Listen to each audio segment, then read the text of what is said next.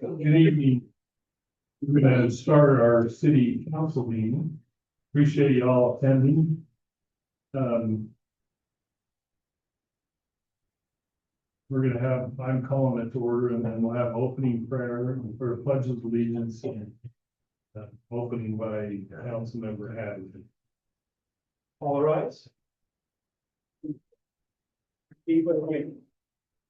I pledge allegiance to the flag of the United States of America and to the republic for which it stands, one nation under God, indivisible, with liberty and justice for all.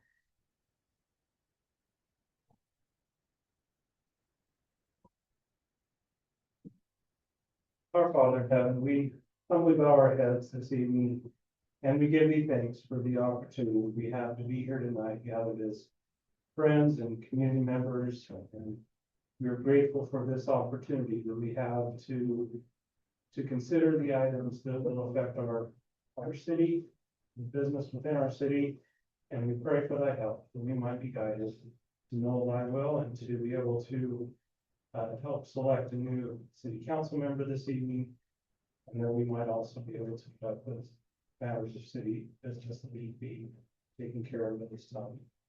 We pray for those who serve in the city, our police officers, and those first responders, as well as all of our city staff, and they'll feel our love, our support, and then they'll be watched over and protected as they continue to serve us and keep us safe. We ask for these blessings, Father, in the name of Jesus Christ. Amen.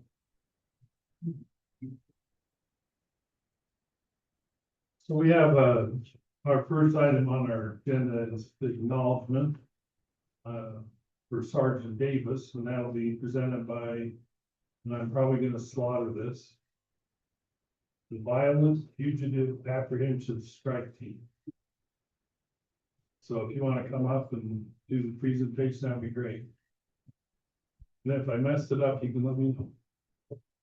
You got it right. You guys want to come forward? So, good evening, everyone. Just wanted to just kind of start out by introducing ourselves. So I'm Deputy Tanner Nelson. I am the team leader here on the kind of the north end of the state. We got Tyler Davis here. He is our kind of the south end of the state. He's the team leader for the south end. I've got Aaron Gonzalez. He is a fugitive investigator, full-time on our task force. We got Charlie Sam is here. He is our sex offender coordinator. And then we got William Arnold, and he's our medic. So a lot of you probably don't know what we do, so I kind of want to explain kind of what it is that we do. So every year Congress sets aside specific funding to fund regional and district task forces. We are, for the District of Utah, we are the district task force here. Our name is VFAST, it's short for Violent Fugitive Apprehension Strike Team. So VFAST is kind of made up of just federal, local, and state law enforcement officers, such as Harrisville PD participates with our task force. And every year, just as an appreciation for the assistance and the help that we give, we like to present awards to agencies and to task force officers that kind of go above and beyond just the normal day-to-day stuff that we do. So we'd like to give this award to Sergeant Davis for being the task force officer of the year. Go ahead and step up here, Sergeant Davis. So I'd like to just read this presented to her. So the United States Marshal Service recognizes you for your outstanding hard work in apprehending the state of Utah's most violent fugitives and bringing them to justice. Over the several years, you have shown unwavering support to the mission and worked tirelessly in making our communities safer. Your selflessness and dedication to this endeavor is truly noteworthy. So we'd like to present this to her and say just thank you.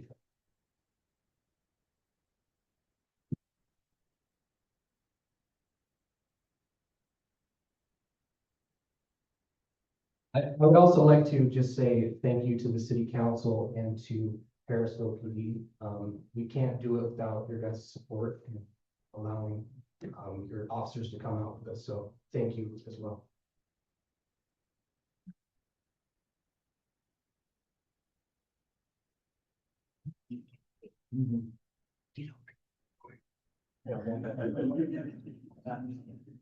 Officer Keller's also on the team. I guess, so detective. Hey, you guys wanna say cheese or something like that? Thanks, guys. I thought we were gonna get some kind of speech from Sergeant Davis.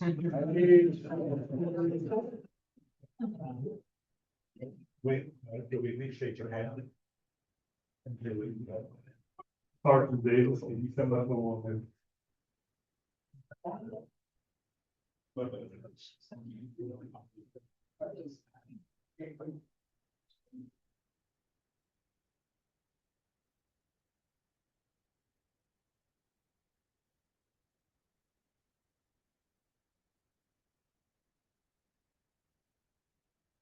Our next item on the agenda is for public comment.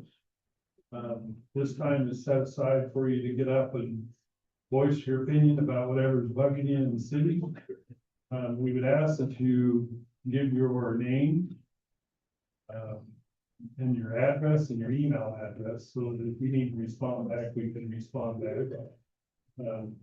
You could keep it limited to 3 minutes. We would appreciate that, since we have a lot of things to cover and we want to hear you, but we also want to move it along. Okay? So those who'd like to make public comment, please come on up and state your name at the microphone.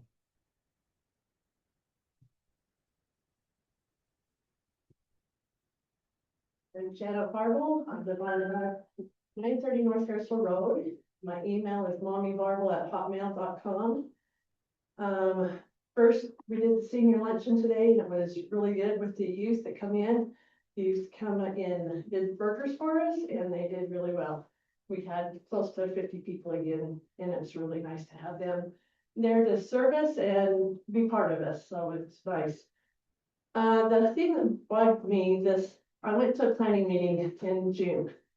And we talked about the parcel on West Harrisville Road. And I understand it was denied. The planning commission just said not gonna go through with it, so on and so forth. But I was at that meeting, went through all the emotions and so on and so forth. And then it kind of split up and people left. And then there was a little bit more of the planning meeting going on. And then at the very end, they just wanted to see if there was any other comments out there. And this, Miss Sarah stated something, and it bothered me the way she stated it. So I wanted to read it because it's in the notes. She said, one thing from tonight's comment, she asked the commissioners to ponder how many of the comments were from residents who purchased their homes from their parents versus those who purchased homes who are not Harrisville residents. The trend we are seeing, unless give me a second,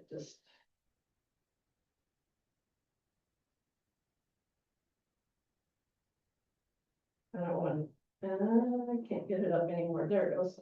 Unless these large parcels are inherited, they are not going to be going to residents of these smaller communities.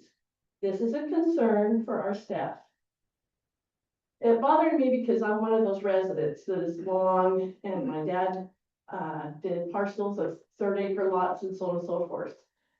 I don't think these smaller parcels that she's talking about for the 572 or the overlay isn't for Harrisville. I think we need to watch our backs for those that think it's okay to go that direction.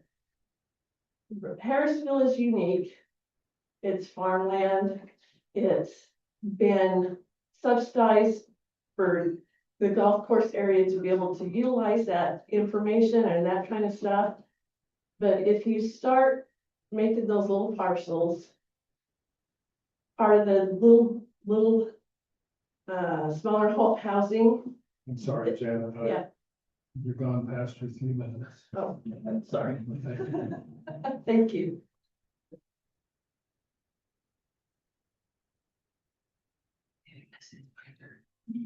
Never done. Okay, so my name is Chelsea Casmer. I'm on 890 West Harrisville Road. My email address is Chelsea Casmer, CASIMIR @gmail.com. I'm gonna read this. I kept it at 3, so I hope I can read it that fast instead. Okay, so again, I'm Chelsea Casmer. I live in the old Anderson farmhouse on West Harrisville Road. I moved here in 2021 to get away from Salt Lake, where the riots were flipping over cop cars in front of our homes and schools were not safe. My husband recommended Harrisville. He was raised here and our oldest was born here. In the short time we've lived here, he has been the first to receive a Harrisville Public Service Award for putting out a house fire and saving a burning man's life. Our oldest is also an elected member on the youth city council, and I am a PTA member for Pioneer Elementary. We've made it our mission as one little family to keep the traditions of Harrisville alive, even to the point I protect the rose bushes in my front yard because I believe they might be Grandma Anderson's and somebody might want to look at them as they pass by. I participate in the community because if we don't show up for things like free school lunch, the giving tree, shop with the cop, eventually you guys will stop providing that for people who actually need it. With that being said, I'm here to speak to you today about this year's fall festival in hopes you guys can rethink the decision made to not let Pioneer Elementary participate. Unfortunately, we were not given much information as to why the decision was made, so I've been wondering what could 60 of our 6th graders leaving elementary heading into the big world, no more coloring books and field trips do that was bad enough for them to get kicked out. There wouldn't be a fall festival if it wasn't for them being brave enough to reach out to the city and by putting in the work they did. Now, you expect me as a PTA member that volunteers my time to tell them they are no longer a part of this massive community project that they created. Did anyone think about the impact that that's gonna have on our school? Did anyone think about the kids, the parents, the PTA members that showed up before it was Harrisville Falls Festival? Or did you guys just say it's a pain to have us there, so let's take it from them completely? I don't understand why there can't be a compromise. If you're worried about the parking lot, move them to the lawn. I know there's a better answer than no that can work for everyone, especially them. To you, it might be a fall festival, but to the 6th graders at my school, it's their legacy. In my eyes, you removing their place in the fall festival is teaching them that they can create something big and beautiful from the ground up with hard work, and someone out of their control can just take it away.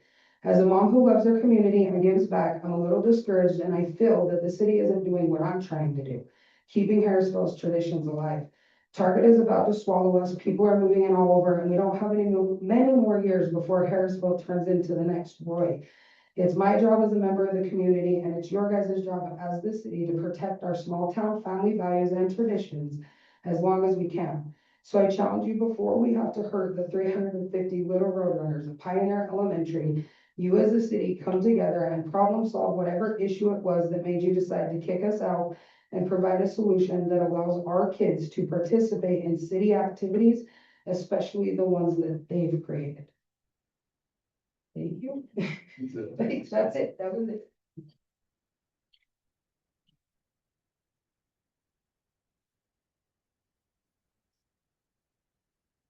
Any other public comment? Okay, we'll go on to the next.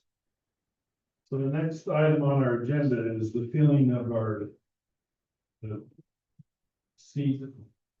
Council. Oh, sorry, I skipped the line. So our next item on the agenda is approval of meeting minutes for June 9th, 2026. Discussion, motion, or any errors? I make a motion that we approve the minutes for June 9th, 2026. Second. Got a motion and a second. All in favor? Aye.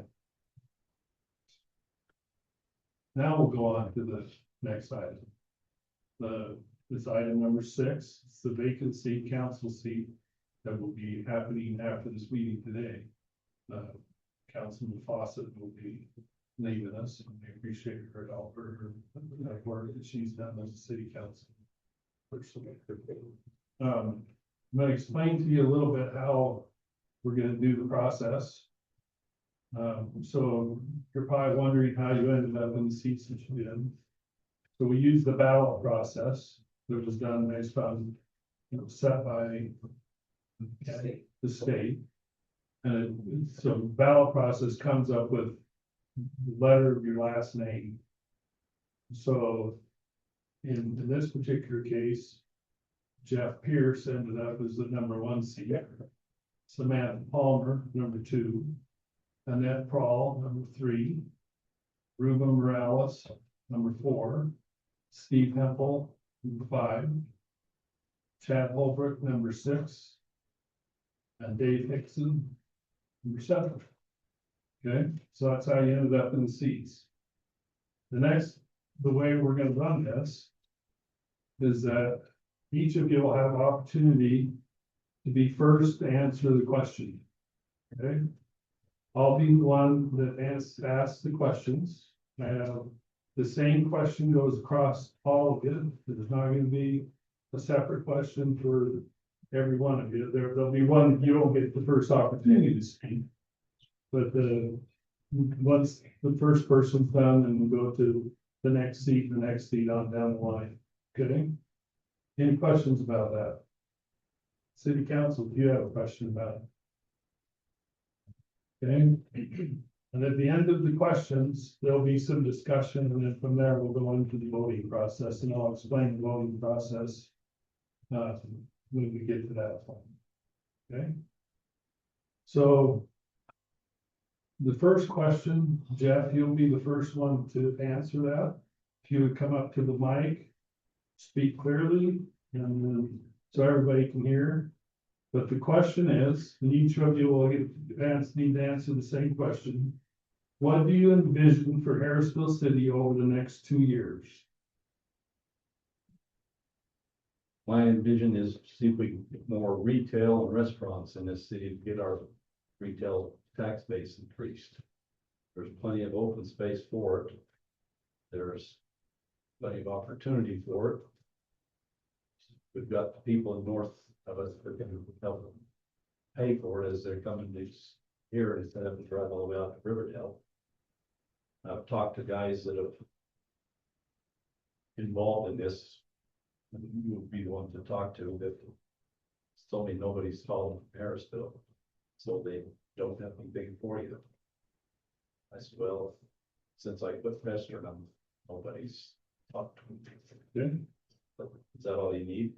Yeah, and the one thing I didn't bring up is I'd like to try to keep it to 90 seconds. That's about 90 seconds. No, does this feel like you're on a presidential debate or something like that? I didn't bring any parts to me. Okay. Anyway, thanks, Jeff. All right, thanks. Samantha?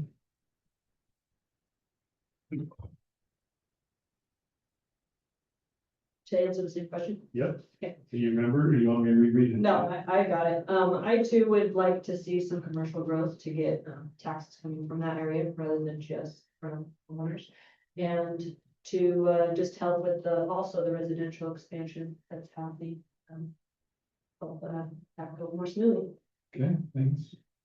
Annette? What I would hope for is to make sure that we stay within our budget on the new building, which is concerning to me. Also building trust with constituents, which has been difficult in the past couple of years. And I don't know that our residents feel their voices are always heard. So I'd like to work on communication back and forth between the council and residents. And also making sure we maintain staunch support for peacekeeping officers. So.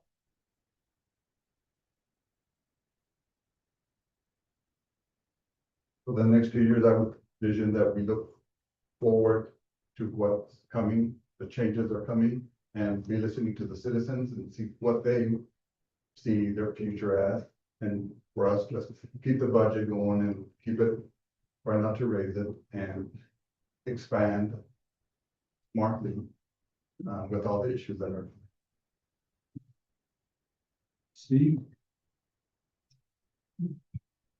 Thank you.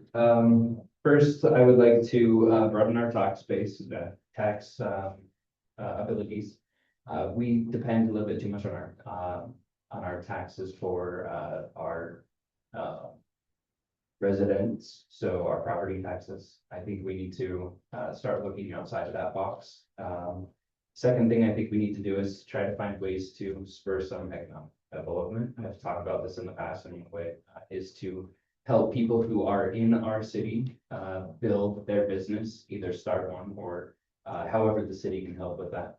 And then I'd like to, help pay for this big building that we're building, somehow, get that paid for and, figure out a good way to really help us, lower, so we can repurpose those tax dollars into helping our senior citizens and those people who need help with, that feel like they're being priced out of our cute little city. Lastly, I'd like to maintain, our small city feel, even though we're right next to a big city. It does feel like we're being encroached upon, and I'd love to, maintain that, unique character. As I was coming up, when I first moved here in 2020, I was coming up, West Harrisville, and it felt completely different than when I was coming down, Washington. Anyway, it was insane that I found a Walmart and all these big box stores right next to what I thought was a pretty rural, city. So I'd like to keep that side a little bit a little bit further away, and then of course this side, so that it feels like we still have that little small town feel. Thanks. Yeah. Evening. The vision I have for the city, in the next 2 years is that we have committees that have been developed to explore economic and development issues that have a broad range of inclusion, so that we have not just a few people that are participating, but we have a wide swath of people from the city that are participating, both men and women. I see that the more involvement we have with the citizenry, the better. I see responsible growth that beautifies the city. I don't want our city to just be a place where we live and we provide housing. I want our city to be a place where people can live and thrive and enjoy each other, and enjoy the community. I believe in community engagement. So I think we need to do many more things to bring the citizens together, more activities like the Heritage Days, farmers markets, other types of activities that bring the community together. I think that's only going to do more to help build and strengthen the alliances we have within the city. I support a citizen-centric community development process so that we prioritize pedestrians and cyclists and robust public transit over sprawling infrastructure. And I support abundant green space so that we have easy access to parks and tree-lined streets and interconnected natural areas, which promote mental well-being and improve air quality and provide safe communal gathering areas for our children and the adults. Thank you. Dave?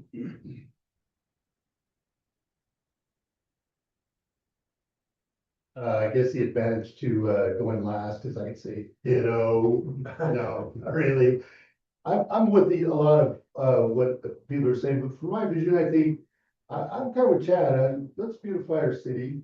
Let's create more opportunity for our residents. Obviously, they don't have to travel to Salt Lake to go to work, and let's try and bring in some small and big business. I know I've seen that Target's going in over at Far West. I think that was a perfect opportunity for us to create some revenue for our city, but I think we lost out on that.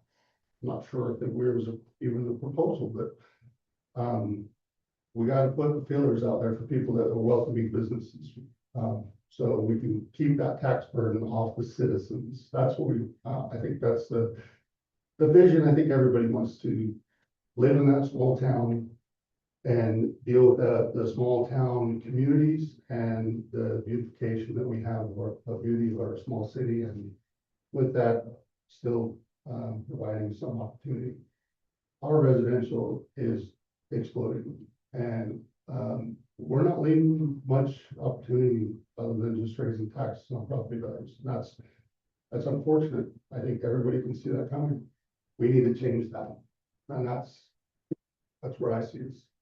Thank you. Okay. Next question, number 2, and Samantha, you'll be the first one. How would you approach funding challenges? For example, would you support a property tax increase, reduction in city services, using one-time funds, or another approach? I think I would look at ways to reduce costs within the city. Thank you. No? I think it's important when we're considering budget to keep in mind every dollar that we take from a citizen is a dollar taken from them pursuing their dreams and strengthening their families in the way that they see fit. And so I am definitely more conservative on this. I would say, I would look for ways to cut, but prioritize the things that will impact residents' daily lives. So, I would not, want to diminish the services that we are providing that are necessary and important, which is a challenge, of course, but I think that having strong families and community is where we get our strength from, not necessarily a dollar amount. And so, I would hope that we wouldn't have to do another tax increase. I think that that was not well received by our residents last time it was done. I would prefer if the city council comes up with some alternatives, maybe a lesser increase next time, but it seemed like the people's will was overrun in that case. So I think it's important for us to have alternatives, but present the meaning of that to the residents. So what will this mean if we do cut? What will we cut? And be transparent with them about where that's coming from so that they understand the consequences and the ramifications of the choice not to increase tax.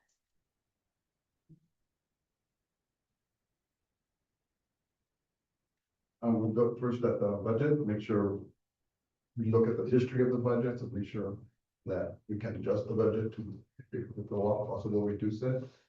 There is gonna be needs for some increases, and then again, first should, like I was saying, bring businesses in, use their businesses in, work avoid as much as possible raise tax, but need be sometimes we just gotta do it. So, but yes, bring businesses in and focus on the budget, look at history and everything that we can look at, sure we keep it where it's reasonable.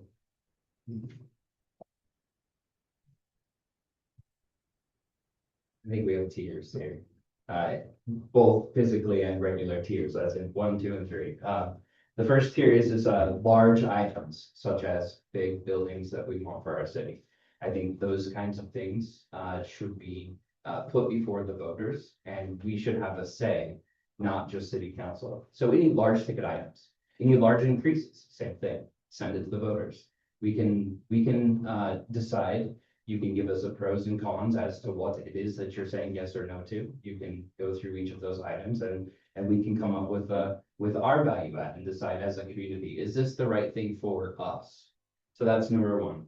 Smaller items, something that's not quite as big of a budget item, right? I understand that we do need to operate a city, so we have to be enabled in order to do those things, but there should be some public comment, and I believe in every single item that you have.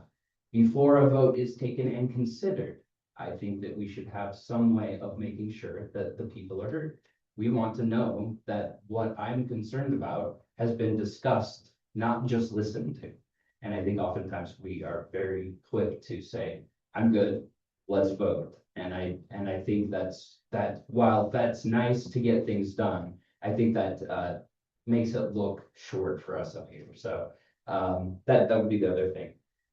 So basically, I'm saying, ask the people.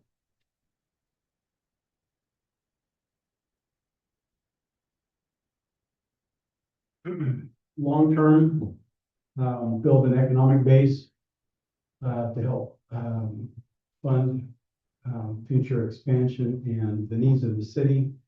Short-term, we thoroughly look at our budget. Is there anything that we can eliminate? Are there services that are not as needed perhaps that we may need to eliminate? And I do believe that if we have thoroughly gone through the budget, there's nothing that we can strip away, that we're operating as lean as we possibly can. I am open to the possibility of a tax increase. I know it's not a popular item, but I think, being honest, we have to have all tools at our disposal to make sure that we take care of the needs of the city. But I would look first at economic expansion in every way that we possibly can to build the economic driver for Harrisville, and then make sure that our budgets are lean and mean, and that we take care of the needs of the city, and then if we need to explore taxes. Thanks.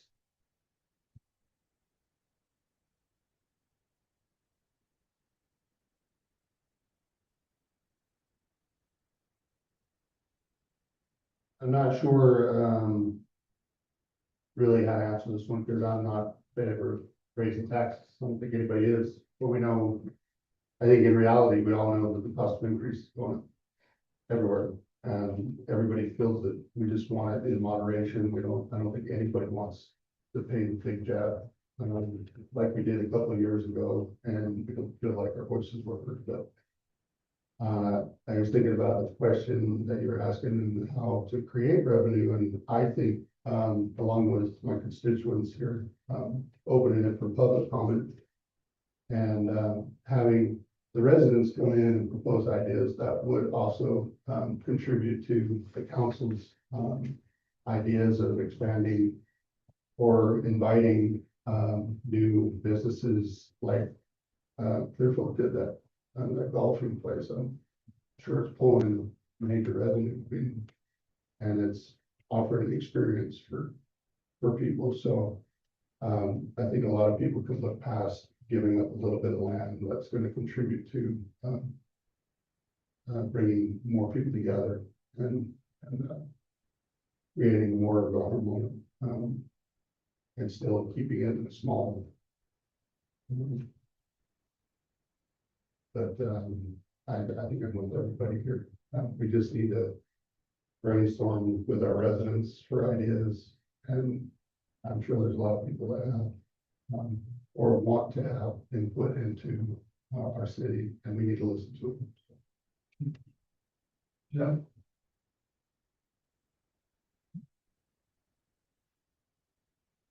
One of the things I think we need to look at is what is the value we're gonna get if we do wanna put something in, as opposed to what it's gonna cost us.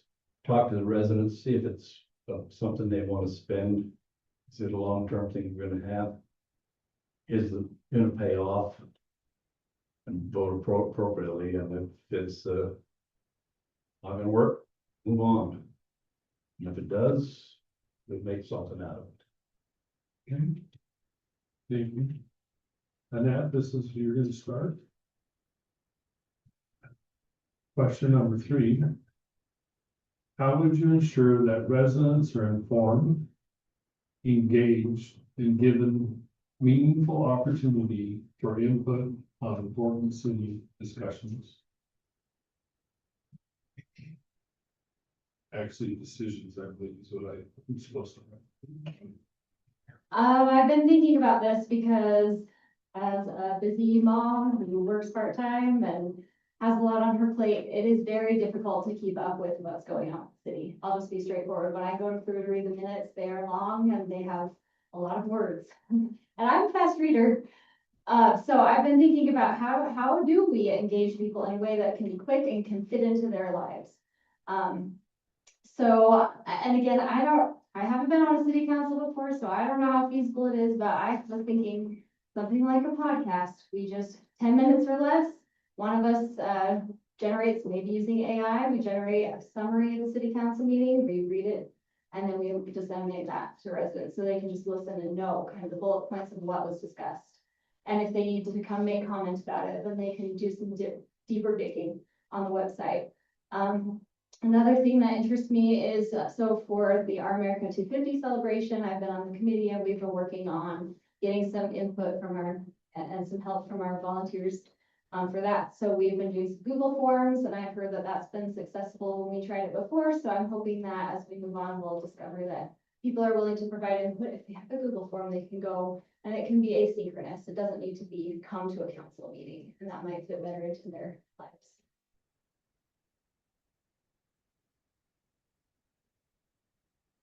I mean, you know, currently the website that they have is like that. It's pretty good. It provides the information they need again, but to reach out more to the public, even I know it seems like a lot, but maybe not a lot, start getting out more to the community, whether it be neighborhoods and stuff, and set up a little meetings right there with, get to the neighbors, knock on doors and just make yourself known. I think they open up more when you come to their house and introduce yourself and tell them, hey, we're looking at this, and kind of pushes them more, hey, I should look at the minutes and the website and see what actually is going on. So I think a more personal agenda would be helpful.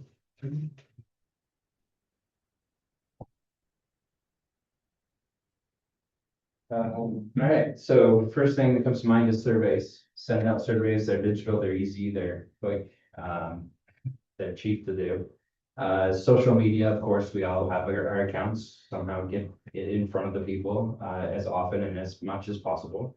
I like the AI idea, quick synopsis, sending that out, even putting it on the Harrisville website so that you've got a quick minutes. You can dig into for some more detail, but you've got the AI synopsis right there at the top.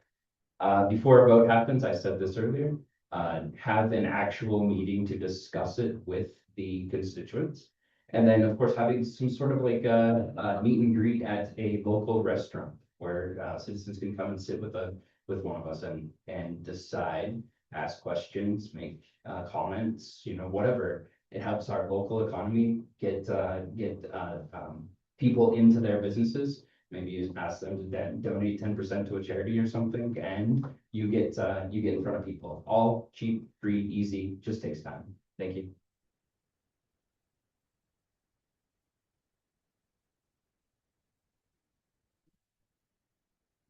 I think it should come in two parts. The first being the use of mass media and net, great ideas. It's kind of what I was thinking.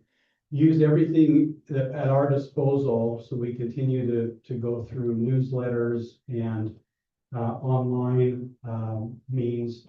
We're going to have people within the city that some are more tech savvy than others, of course, and so we want to capture those that are tech savvy using all forms of online media that we can. And then what I think we ought to do is form committees. Economic development committees, you know, city planning meetings, that we, you know, create a committee so we get more people involved from different sections of the city. And what I'd like to see is that person that's a part of that committee then go around to the people in their particular area of the city and share with them some of the things that your committee is doing. And then you can get their input at that particular time. But I think it's going to take a 2, possibly 3-pronged approach to make sure that we get people involved. And I think once people know that they're important and they're needed and that there's a way for them to serve, I think we'll have more participation. Thank you.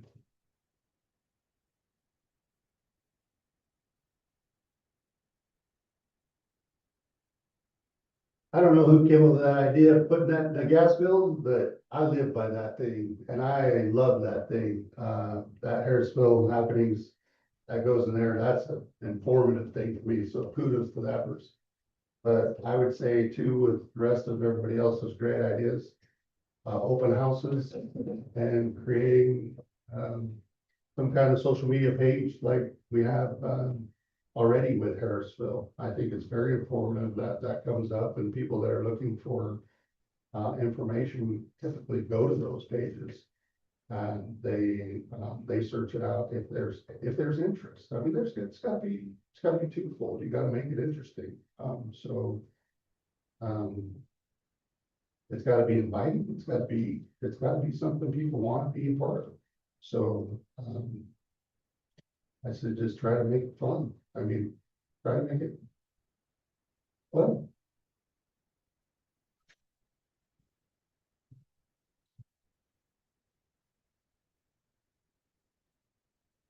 I know the committee ideas work, because we did that last election time, neighbors.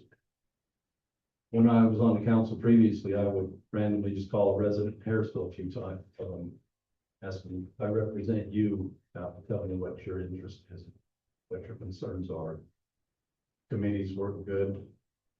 It gets the neighbors together, and the neighbors know who's ones they want to listen to. But that would be the best way to communicate amongst the city, that people generally trust their neighbors, not politicians.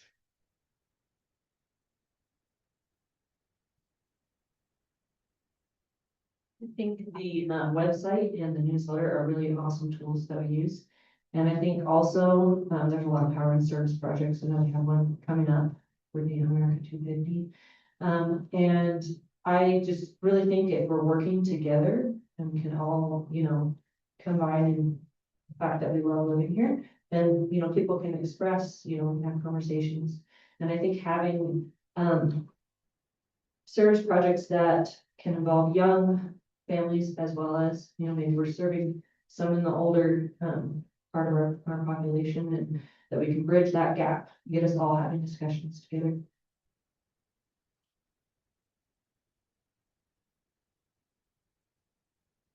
Let's see, we're on question number 4. Ruben, your first one, okay? Council service requires strong collaboration. How would you work effectively with fellow council members, the mayor, and city staff to achieve the best outcomes for the community?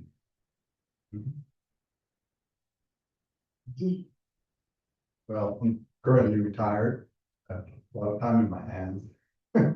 Be bugging you guys and keep communicating with you guys and get your input, get everybody's input, and work together with you guys. I will always consider myself working with the team, collaborating with everybody. I always feel a lot better when we're all together. But at the same time, I do push forward, don't like starts getting stagnant. Like push it forward and make sure it gets done, whatever we're pursuing. That's easy. We just listen to each other. Solicit comments, try to work with you to figure out what you're thinking about a particular item, and listen and listen intently. If your mouth is open and talking, you aren't listening. So you need to listen and really figure out what it is that this person is trying to communicate to you. Once you figure that out, coming up with a compromise should be easy. Just keep your mind open. Listen and figure it out.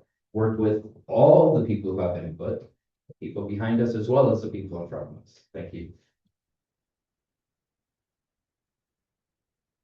Mayor, what was the question again? I'm not trying to understand. Council service requires strong collaboration. How would you work effectively with fellow council members, the mayor, and city staff to achieve the best outcomes for the community? In a way, that's kind of a deceptive question.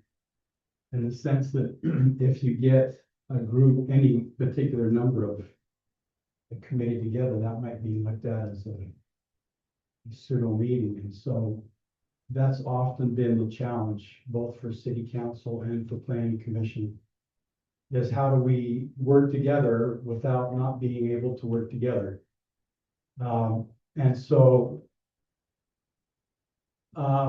those of you who know me know that I'm very easygoing. And my goal is not about ego, it's about solutions, it's about finding answers. And I'm smart enough to know that I don't have all the answers, and that the collaboration of the whole may come up with a better picture and better choices. And then also getting the input from the city. So in other words, we need as much information as possible as a city council in order to make the wisest and most appropriate decisions. the more information that is kept from us, the less likely we are to represent our city and make the choices that we need. Thank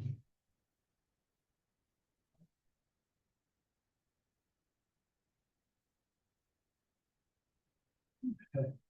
So just, from all the information I'm gathering, I've never served on the city, but, yeah, we gotta communicate, and you can't be a floater, right? There's gotta be involvement, right? So you gotta be involved, and you gotta try to find a way to involve everyone. I know that's really hard to do, but you also gotta come up with ideas, right? And you've gotta put it out there. All these great minds that are here, that are all for the benefit of the city, I think can come up with, can come to some kind of an agreement through collaboration, right? So you can't just sit back. It's not a position of sitting back. It's a position of getting involved. So you have to be a part of it.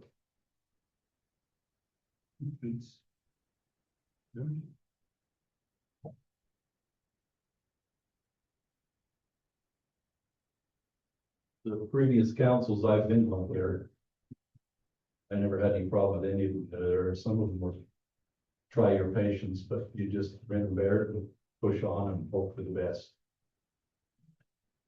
Just don't make waves and try to get things done. I have the same thing I've explained to employees too, that we have to work together and make it work. We don't, it's not going.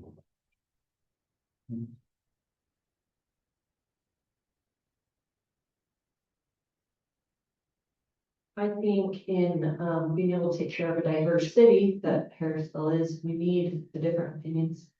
And we need people, if people don't agree, I think that's a great part of the democratic process of being able to cover everyone's needs. And I think, like has been said, if we talk about it and everyone does voice their different opinions, I think I'm a strong believer that we can come to a solution that will help more than just one way. I think it's good to have these, I don't know, friction, for lack of a better term, to make that better solution come out that covers more people, or, you know, whatever, instead of just, everyone agreeing on everything every time. I think, if we broaden our discussions to be able to make sure everything's against, that's the best way to go.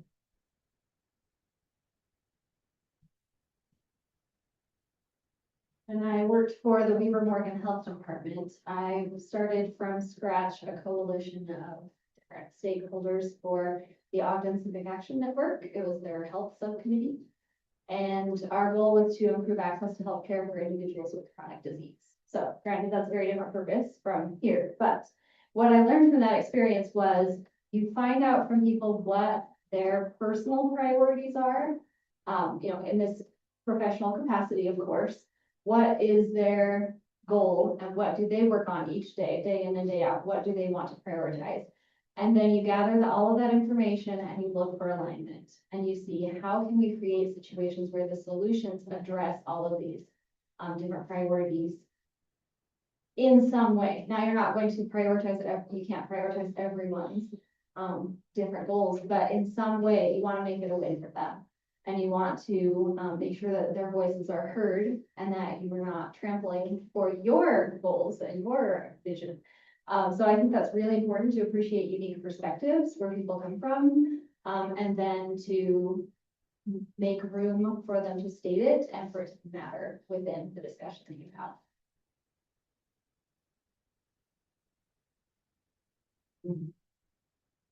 You are on. See, fine. Means that she's here.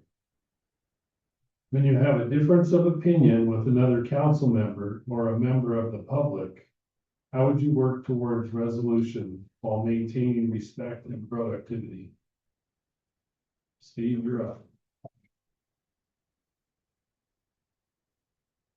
I think you gave the answer in the question.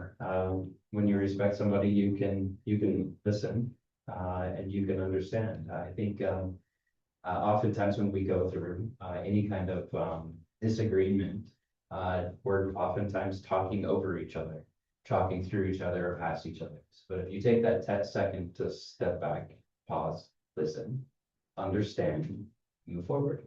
Typically, there's something that you've missed within it, but if it's not, then respect is in order. Like, talk to each other, let's respect each other. And sometimes there may be a chance where you gotta say, I understand where you're coming from. I think you understand where I'm coming from. I think we will just have to disagree. And that's okay.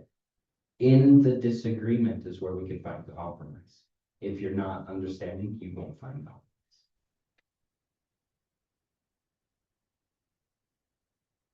Yeah, what was the question then? Make sure I understand. When you have a difference of opinion with another council member or a member of the public, how would you work towards resolution while maintaining respect and productivity? You know, usually, if somebody really feels strongly about an issue, then there are lots of reasons why they feel strongly about it. And sometimes I think that we don't give people the opportunity to really expand upon what they're thinking and why they hold this particular belief. You know, as far as I'm concerned, you have 2 ears and 1 mouth, and you use it in that order. And so listening well and really trying to ask probing questions, you know, why is it that you believe so strongly in this issue? And is there anything about this particular issue that you're willing to negotiate? I mean, what is it that's leading you down this particular road, and how you're approaching this? But just asking, you know, probing questions to really get at what people are interested in and why they hold beliefs. But I think once we support each other enough and we're asking questions and we're listening well, we can understand where we're coming from. And I think that makes it easier to work together to find solutions, because I think people are just as likely to have a strong opinion about what they want as they are to find a solution that would be acceptable. I don't think a lot of people really, they don't want to negotiate. I think people want to negotiate. I think they want to find a proper solution. So I think we're all kind of working from the same page on that sort of thing. But that's what I think we ought to do, is really listen well to each other, explore why it's important, and then look at solutions together that would be acceptable.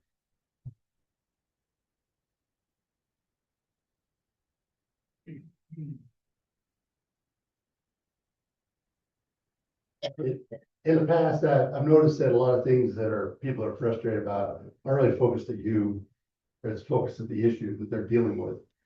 And so I think a lot of people get offended real easy. So the best thing I think to say is don't take everything so personally, because it's not personally directed at you.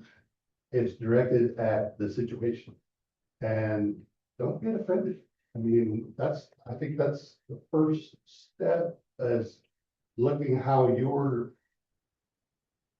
accepting, or how you're transposing what's being hurled at you at the time. I think that needs to be examined first, and then you can do it.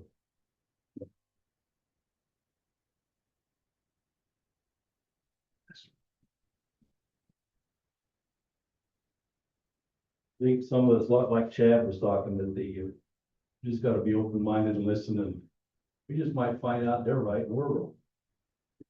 So there's more than one way to look at it. You just gotta be open-minded enough and humble enough to say, oops.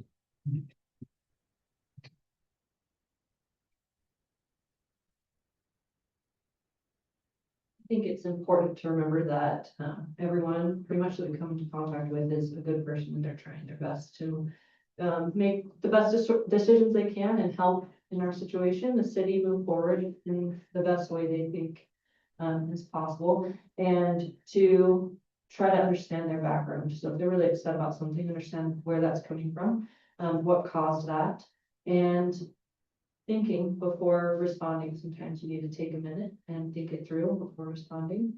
And do so in a kind, considerate way that they know that you value them as a person. That's important. I agree with pretty much everything that's been said. I would just add that it's important, I've found to validate people verbally. So not just hope that they know you hear them, but to reflect back what you're hearing and to say, it makes sense that you think that way, like I'm hearing your perspective, and I think that you have good qualities and you are, you have good intentions here. And so just saying that out loud can really diffuse a lot of tension in a lot of situations. And I agree, don't take things personally. Remember that we're all neighbors and we're all working for the best good that we can provide to our city.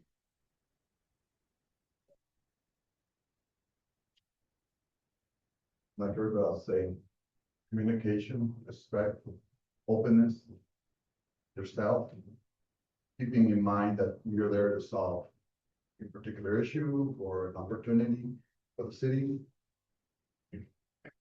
Like everybody else, I think it's a, I think will be the main point that we're looking at.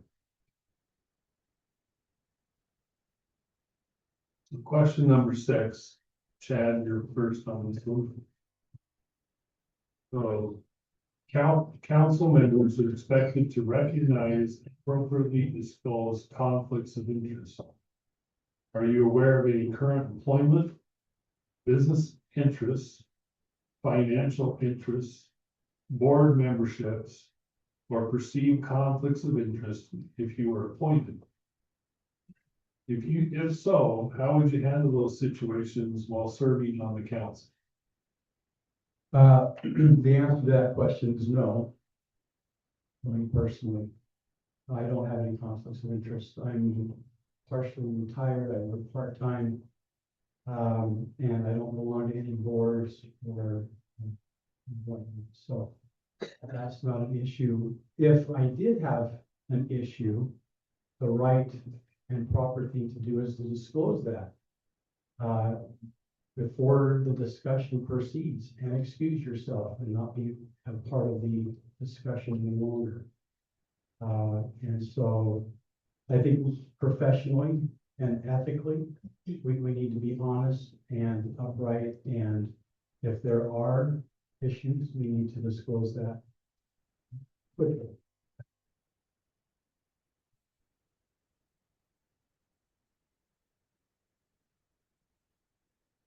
Are you asking me personally, or are you asking in general? Well, so in general, when you're sworn in as a city councilman or a mayor, you have to sign an affidavit that you have no conflicts of interest, or you have to divulge what those conflicts are. So that's why the questions are being asked.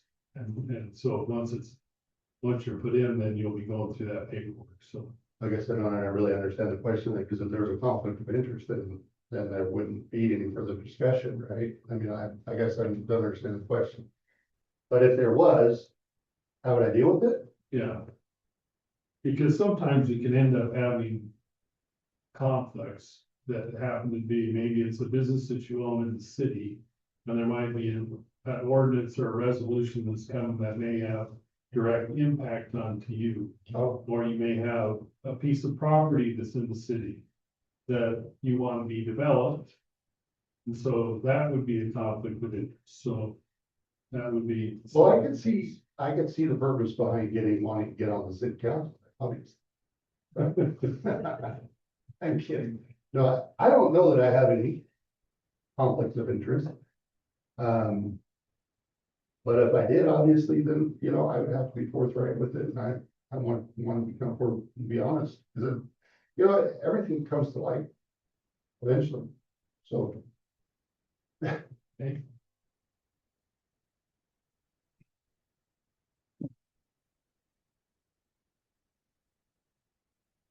I don't have any conflicts of interest with anything involved with this city.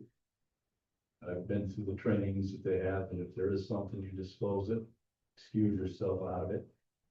Don't even discuss it with the others. You're just out of the picture. And let it go with that, say what it is.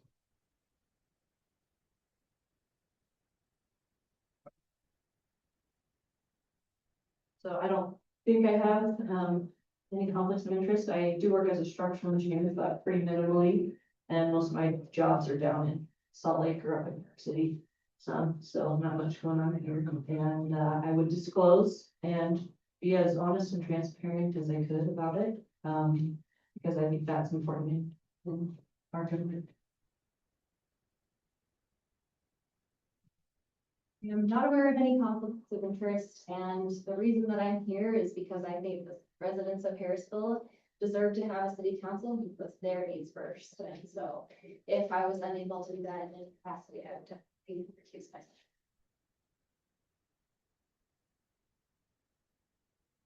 I don't have any conflict of interest that I'm aware of. And I would disclose anything and just be upfront. Won't excuse myself on that particular issue that can.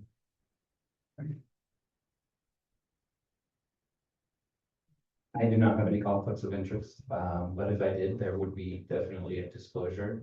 We have to sign a document, so I put that conflict on there.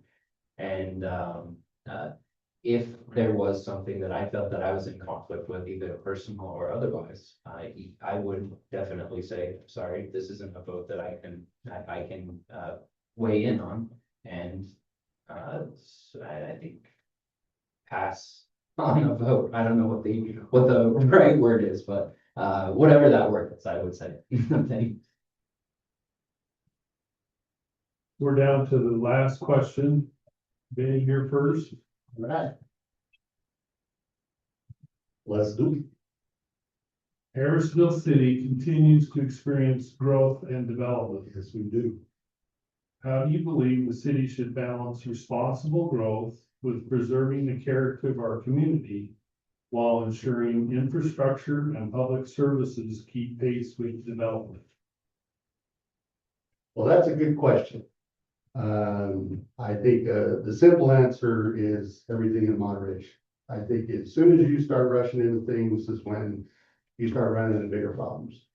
So it needs to be discussed, it needs to be put out in front of the public, it needs to have its due diligence and everything in moderation. I think right now, I think our growth is expanding much faster, than it needs to. I realize there is a shortage of housing, but I think there's a knee-jerk reaction happening in our city. And I think everybody sees it. And I think we need to reel it back. Thank you.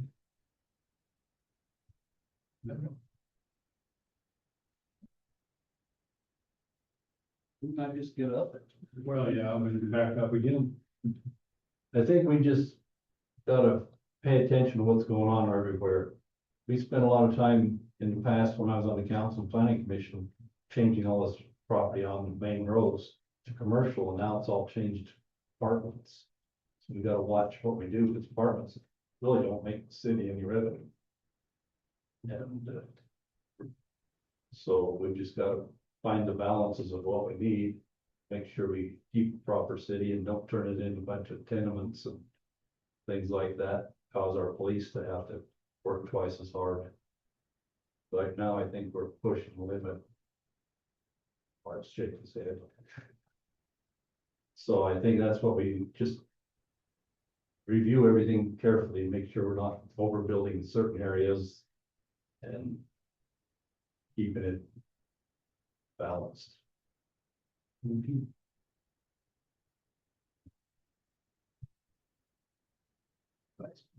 you repeat the question? It was a long one. I just want to make sure. Harrisville City continues to experience growth and development. How do you believe the city should balance responsible growth with preserving the character of our community while ensuring infrastructure and public services keep pace with development? Okay, so I do believe, like we've said multiple times here, that we need to focus on getting some more commercial building going on in Harrisville. I think we also need to focus on maintenance of the current things that we enjoy, the park, you know, sidewalks. I know you guys are doing a lot of work to make that better for people. Just the the things and slow down so that we don't sacrifice maintenance of what we've already had to just pop up more homes and keep going that way.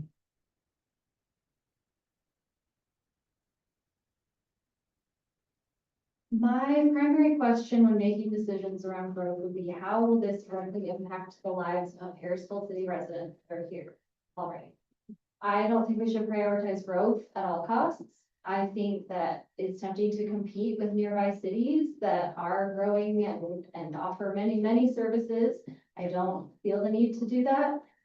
Growth should be organic and not just focused on filling the city coffers.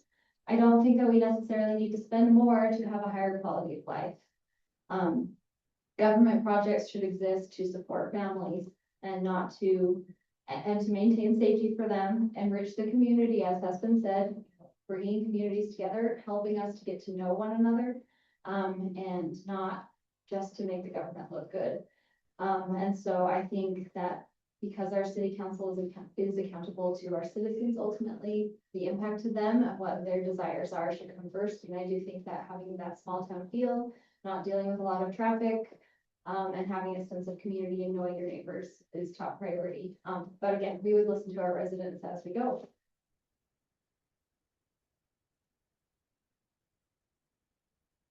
There's a general plan for the city. I think first we verify that we are following that plan. Whatever it's coming about presented to us. Again, make sure that we don't, as you're saying, moderately discuss everything, make sure we see foresight. How will it affect us in the future? Things change, situations change.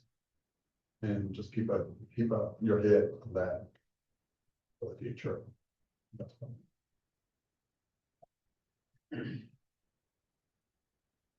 We do have a plan. I've read it. It's very boring, but we know what all of our infrastructure looks like right now. There's a plan from now until I think what 2035 or something like that. I can't remember exactly, but there's a pretty decent plan that we've got to keep our infrastructure in place and up to date.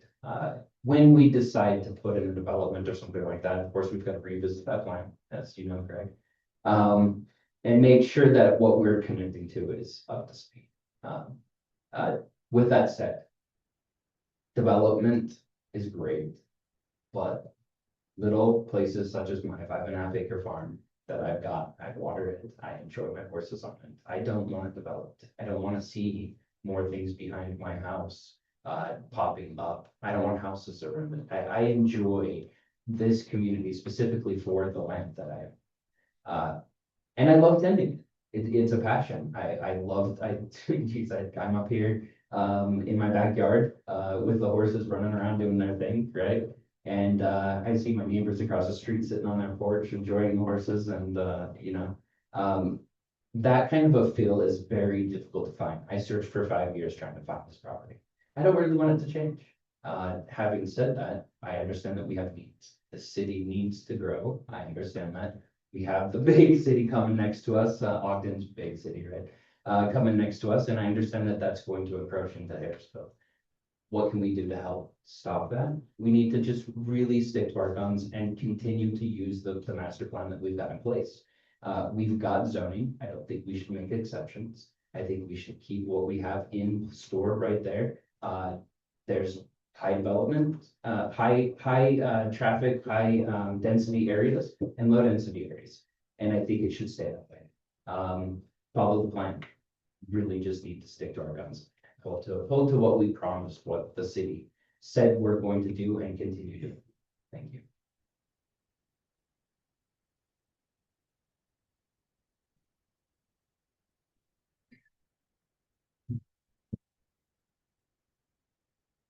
I don't believe in growth for growth's sake. I believe that growth should be meaningful, it should be purposeful, and it should benefit our city. If it doesn't benefit our city, then it doesn't belong here. And I will continue to push for things like that because I think that's absolutely critical. For the past decade or more on the planning commission, I have often said that we need to get out ahead of the development wave or it's gonna bury us, and we're not gonna like what we have to do in trying to catch up. And so as we follow our existing plan, I think it's critical that as circumstances and conditions change, we continually review that plan to make sure that it reflects all current conditions that the city is being faced with. Having said that, I want to make sure that we continue to further develop the land that we do have available for commercial areas. We need to do that. And that all development in terms of cities, or not cities, but houses. When we have housing development and stuff like that, I believe that a housing development needs to make the city a better place to live for having been developed. And that we're not simply providing housing for people. This development has to make Harrisville City a better place to live, the quality of life better for all of us. And not only that, I believe that as we develop these housing projects, that we somehow don't isolate these housing projects so that they're clear out here and there's not much of the connection between this development and the rest of the city. I think as part of this development, we need to make sure that we have paths, that we continue to do that, so that there are paths, walkways, places for people to ride bikes, that there is a way for all of these developments to be connected. So as a city, we are connected, we can be connected in multiple ways without having to drive there. So, thank you. Thank you. That's it on the questions. I'll take just a second. I'm not a voting person on this, so it'll be determined by these wonderful people right here. But I do want to take a second and thank each of you for putting yourself out there. I put myself out, and sometimes I regret it and sometimes I don't, so. But I know it takes a lot to come out and put your name on the ballot or put your name up on the list and be scrutinized by people. And unfortunately, it'd be nice to accept all of you, and we just can only accept one, right? So 1 out of 7. But it's nice to have a choice. It's nice to have a choice. So thank you. You know, and in the future, continue that desire, right?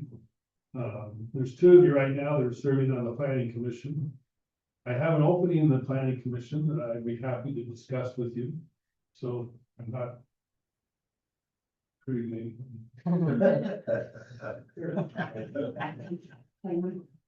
So the questions, you probably wonder where they came from. Part of them come from me, part of them come from Brody, and part of them come from staff, okay? This is the first time that any of the city council have heard of. Okay, it was done on purpose. It was done to try to keep it fair and make sure we're asking legal questions. Okay. This is an open meeting, so we're going to go into a discussion. There may become questions that you guys might want to have asked. Okay. Brody hasn't heard this part of the comment, so he's probably going to hit me. But if you have a question, we don't want to direct a question to one without all 7, okay? And then the other thing is we want to make sure that we are asking something that is legal and not legal. Is that fair, Brody? Fair so far. Okay. So Brody's going to be our screener if you happen to have a question. Okay? So it's time now to open up discussion.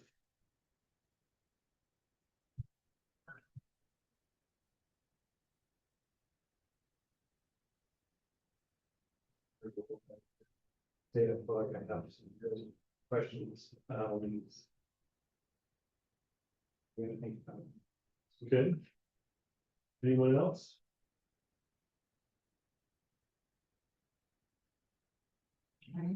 While you're pondering, maybe if I can, just a little bit, once we have the discussion, we're ready for a vote. I'm on now. Yep. Sorry. I don't like this seat for the record. Just while you're pondering, the process for the vote does have to be made public immediately in the meeting. We have had some sort of electronic process to create multiple different roll call votes to predetermine a random order in which the vote will be made. Generally, when we've done this, we've just done it orally via a roll call vote. I believe that's the best way because then it's open and public and immediately known, which is what the statute calls for. That would be our way of voting. And then these can be, depending on how the votes goes, very complicated and a little odd. I don't want to say that process yet. I don't want it to determine or sway a vote. But we'll cross that bridge when we need to. That's the process for voting.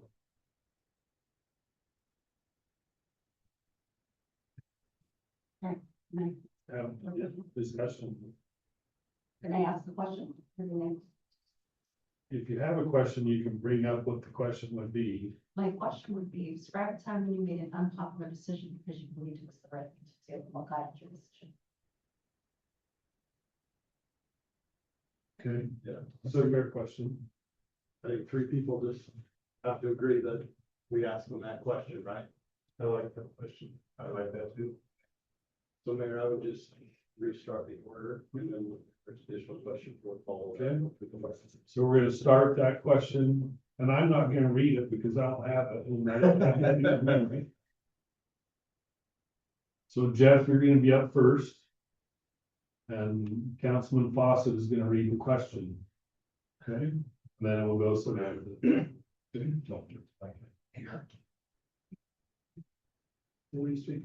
Have to repeat the question, I didn't hear it in the microphone. Okay. Describe a time when you made an unpopular decision because you believed it was the right thing to do and what guided that decision.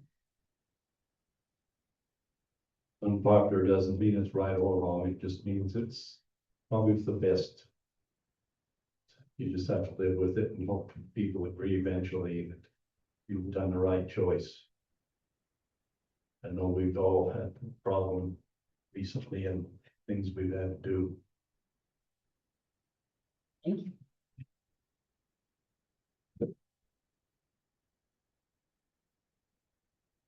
Most of my experience with that has come from my work. There's a lot of times when, to keep the structural integrity of the building, you have to make a decision that most of the people do not like.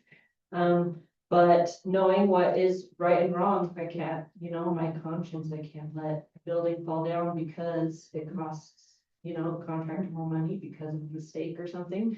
I would say that maybe fits in that category. But also, I don't know if this counts as a decision, but I've sat on councils in other settings and voiced my opinion, even though it went against what other people thought. And, when the rest of the group decided to continue in one way, I said what I needed to say, but it was okay to do what was best for the group as a whole, not just me.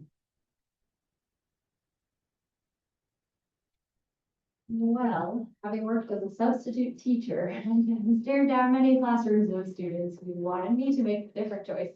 And ask them to, still make this a working day, make this matter. Realize that this is a gift you've been given to be here in school, have these resources available to you, and to be able to put that to work for you in your life to benefit you. And so maybe that's a little bit of a fun situation, but it's what came to mind, and it definitely requires some presence and some approaches of persuasion to be able to help people to see what your vision is and what your point of view is, even if they don't like it, and to help them along with the emotional support that they might need. Mine would be work related. And I would say, going back on a decision that I had during one of the projects, because I've listened to somebody else and I felt strongly in mine, but I kind of swayed and went with their recommendation. finding out later that my recommendation was correct. And, yeah, that's what I would say.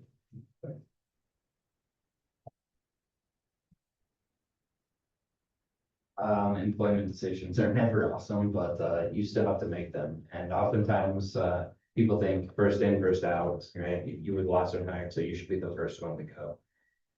And that's not always the case for business. The right person might not be the least senior person. And so coming up with a decision to let somebody go, it's a life-changing decision. So what drives that decision? What's best for the person that you're making that decision for? Not the individual, the company, the community, the city, whatever. Thank you.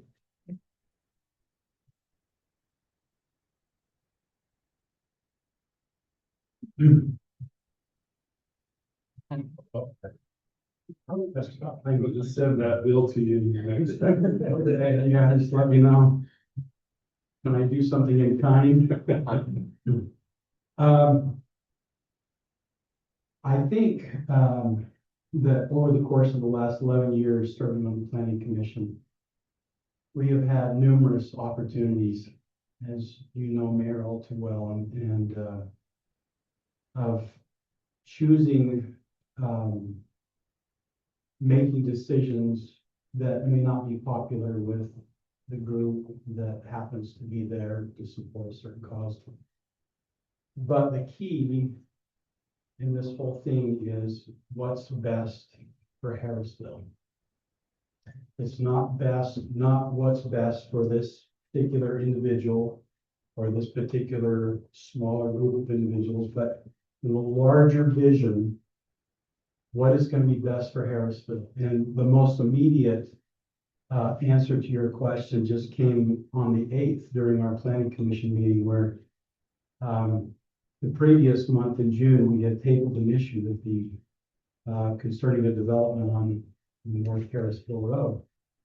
And the community didn't like that, but I felt like we needed more information and more time to make a good decision for Harrisville City. And then when it came down to making the decision, just on the 8th of this month, it was very clear to me, not because it was something that I personally held. In other words, it wasn't my axe to grind. But as I listened to the people of Harrisville, it was very clear to me that this particular housing development was not going to be good for Harrisville City, either in the short term or in the long term. And so I'm not afraid to look at hard issues and to delve into difficult issues, because my goal has always been and will continue to be what is best for Harrisville City.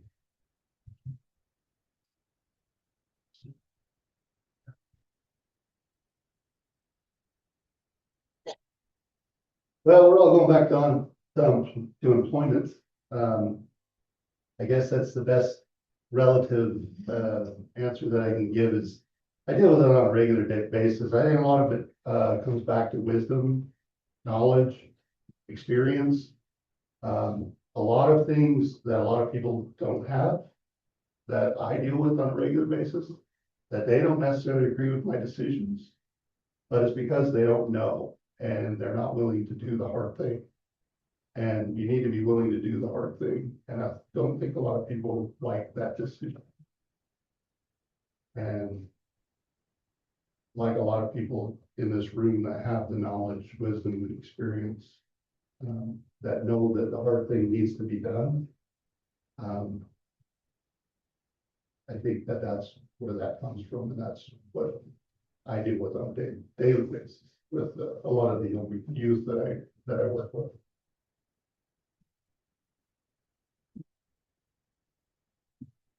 Okay, that worked out okay. Any other discussion? I want to ask much questions.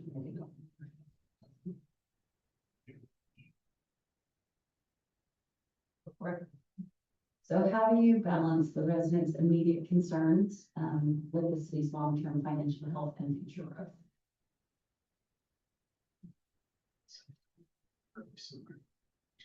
I have a lengthier one that has to. I feel like that question. Yeah.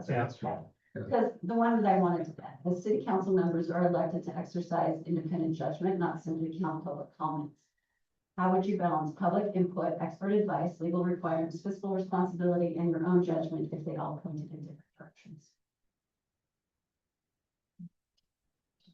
I know we talked, several of the questions had to do with financial decisions. Yeah. And it's different than that. Mostly, how would they balance public comments with their need to exercise independent judgment? I heard a lot of things about needing to take everything to the public, but sometimes you can't. You have to exercise your own judgment. That's a lawful question, so it's whether Whether they want. three people want to ask that. I think it's a good question. Yeah. So that's good. Okay, Samantha, you're up. And I'm not gonna read. It's long, read it. Yes. Okay, yeah, sure, just read this for everybody. So city council members are elected to exercise independent judgment, not simply count public comment. How would you balance the public input, expert advice, legal requirements, and fiscal responsibility with your own judgment? Okay, do my best to answer this. I think for me, what I think my personal judgment of, what is right or wrong in the basic sense, I'm not going to do something I believe is wrong, even if, we're getting a lot of public pressures to make that decision. If I believe it's wrong, I'm not going to do it. And I would also so I guess that would be my top priority. And then, of course, everything that is legal. And then if a law needs to be changed, we can look at that if we need to. And then obviously then what the public needs would come after that for me.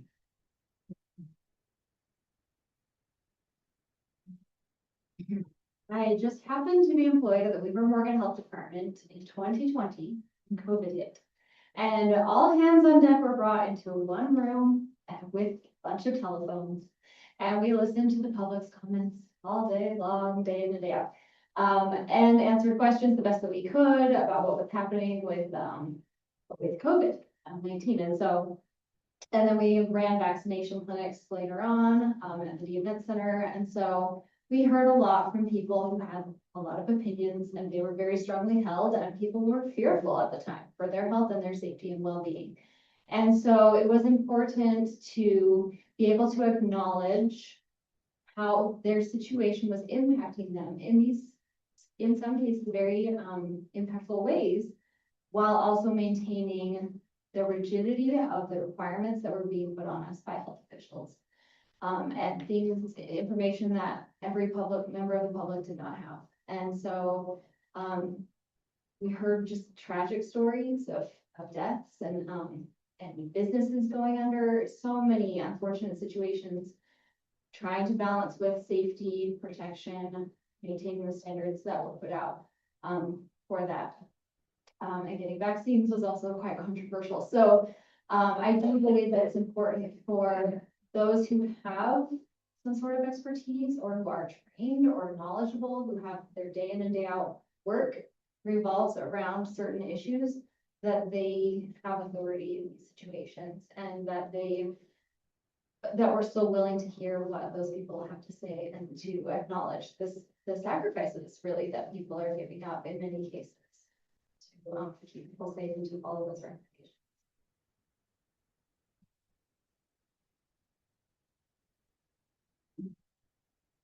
You look at the facts, as Chad was saying, with our planning commission, we just had something like that.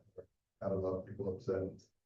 And initially was, where do we go by? Where does the public stand? And one of the answers was, just go by the facts. So, and some decisions, yes, are administrative decisions, and you just gotta, even though they don't like it, if it's legal, if everything's okay with it, gotta go with that. Now it's legislative where they can get their input. Now granted, if they can get their input, and it is, you just weigh everything. Look at the financial, and if you, in my If everything falls on the line, you know, then I would tend to lean toward the public, because that's what the public to pursue. But, It might sound like I'm gonna blow smoke, but I promise I'm not, because you'll not like it. We had this conversation, not we, but you and the city, back in December, I believe it was, the big city building. Most of us did not like your decision. However, you came to it clear with an understanding of what both sides of the story was. And you came out with a statement in order to tell us how it is you came to that decision. I disagreed with it wholeheartedly. But you still took the time to listen, understand, and help us understand where you were coming from. So for my approach is very similar. I will come up with it. I will take my personal experience. I'll take the public comment. If they're at odds, come up with what I believe is the right approach for the city and then explain it. Not great. I didn't love the answer, but nice job.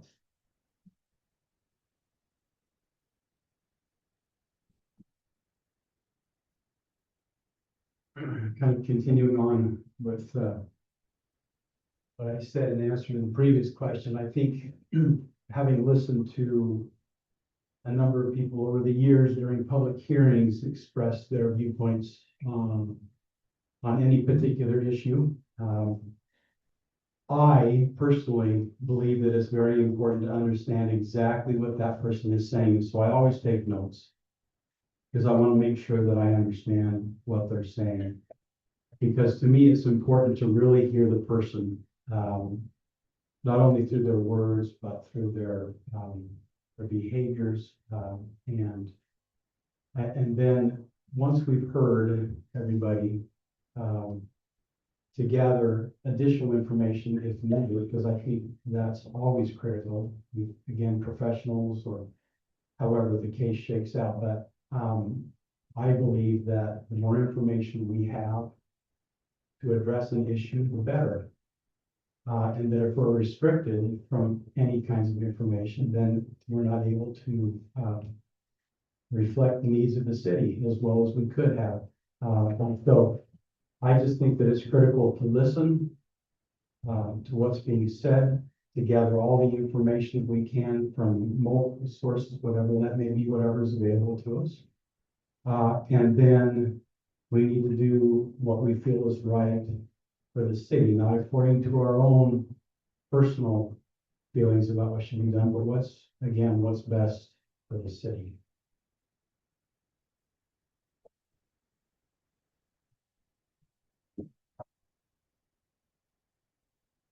We've taken, the community has taken all of you and put you in a really hard spot. And I think you just need to be, obviously, like everybody said, listening to the public, still being compassionate and understanding towards their needs, but inevitably you have to make the hard decision, and it has to come from not only the right thing to do, but what is also going to benefit the residents in the long run. Because ultimately, I don't think that right now in their situation, or in most situations, they can see beyond where they are and can't really envision where it's going to go. So through collaboration with your fellow councilmen, but also still being able to see that vision.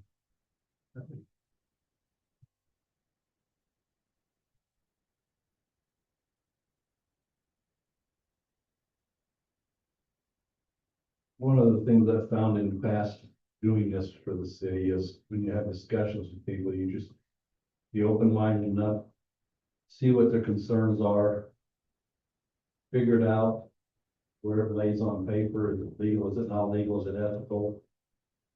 And explain it and hope they agree. And if they don't agree, chance could be your next door neighbor. You got to live next door. Thank you. Okay. More discussion? We ready to take a vote?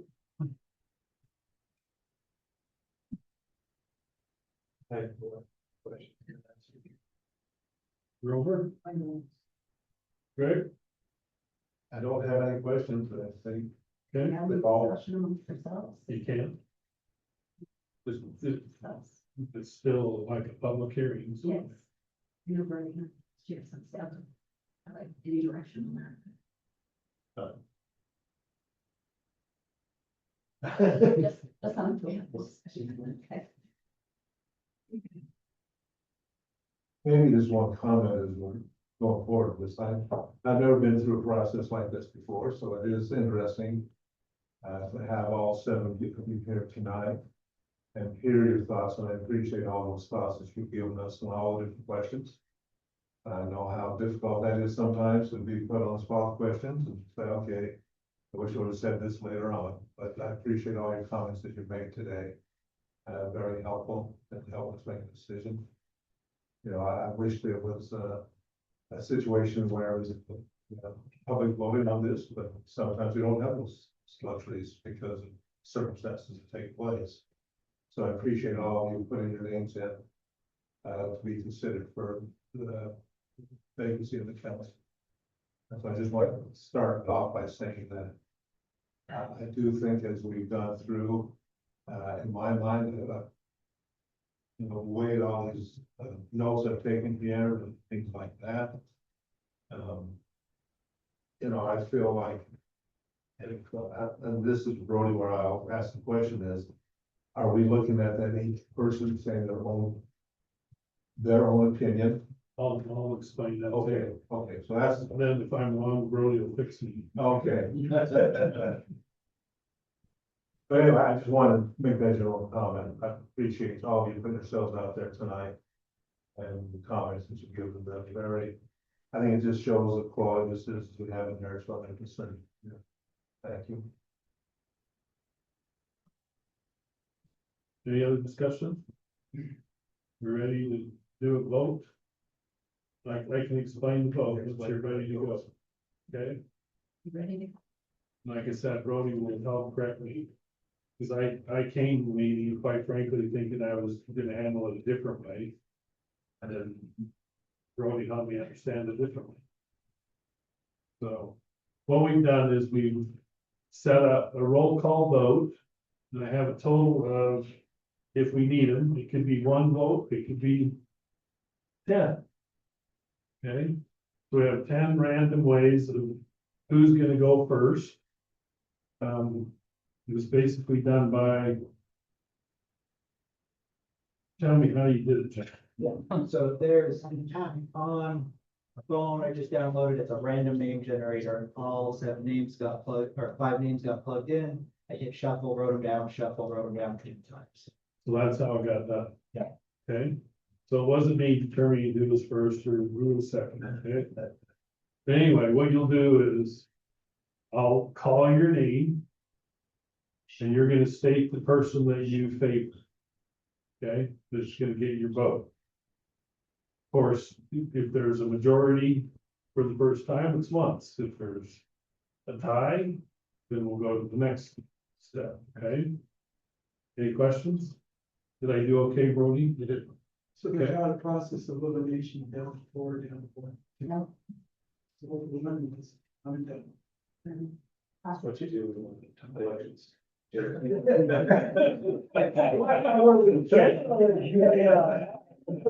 Generally. Well, there were 7 people on the ballot. Who'd you vote for? Okay, so we're ready? Okay, the first roll call vote. Sorry. And if you could state the full name. When it's your turn, please. Of the person you're voting. Yeah. Okay, we ready? Councilman. Or Councilmember Wilhelmsen.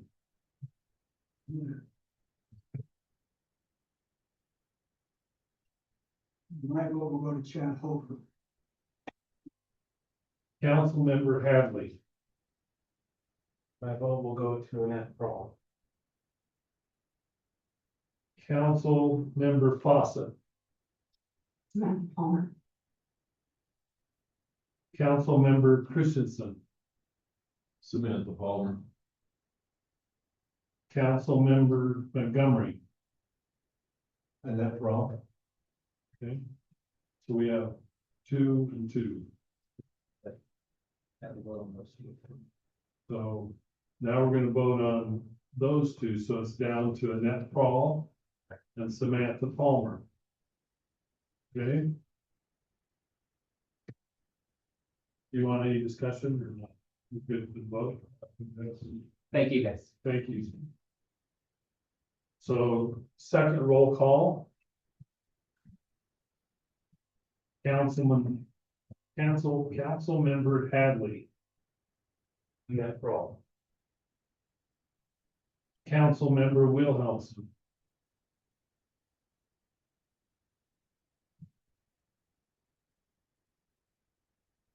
Annette Paul. Councilmember Christensen. Samantha Palmer. Councilmember Montgomery. Annette Paul. Councilmember Fawcett. Samantha. So that would be 3 to 2. That means Annette. You're the new person. We didn't even have to flip a coin.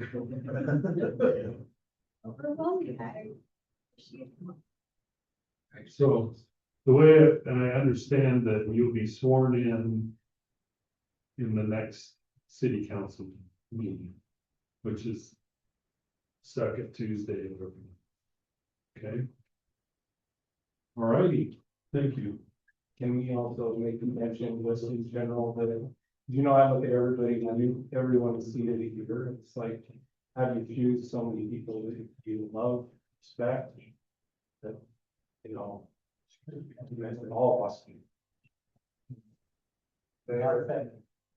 If I can, the next meeting is, the truth and taxation hearing, so there can be nothing else on the agenda, so we're gonna have to have a special meeting. So we will set up a special meeting and you'll be informed as to when that is. Okay? I do have a question about that, just because of long it has taken.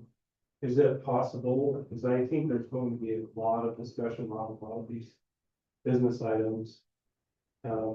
I think I would like to formulate a proposal that we table the remaining business items until that meeting. Because I know I have a lot of questions, especially specifically on items F and G. And I think we could be here in only 2 hours. I think that, one of the challenges is I don't know if on the Weber County Surveyor Services, because right now, if we don't take action on them today, we won't be taking action on it until September. And for clarification, you're asking the meeting of official minutes. Yes, correct. Since we're gonna have a special meeting, can these items be Yes, it just moved requires. to consideration in that meeting, which I'm assuming will happen probably before October. It would need to happen before the 15th, so that can participate in that hearing. But yes, you could table and put anything on that agenda as long as it's noticed. That would be my recommendation. And I don't And I'd think, like to make a motion. Yeah, they specific goal. I don't know if we have a specific date, do I need to make that as a specific date? Yeah, so we're muddled. The motion to table is, For the next meeting. yes, We don't have the meeting date established. we can establish the next meeting date offline, but specific to this meeting, you have to state what you want tabled and then that's the motion.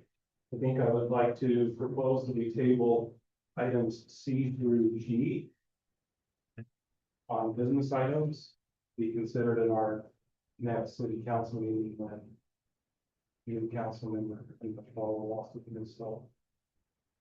So I have a question on the motion. Are there anything in these, I realize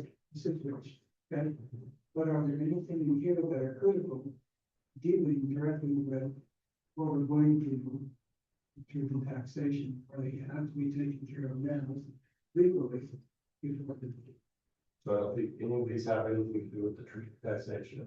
I would think that the school resource officer, I know the surveyor one's been waiting a while, and the SRO contract is definitely preferable before the middle of August, as school season is getting upon.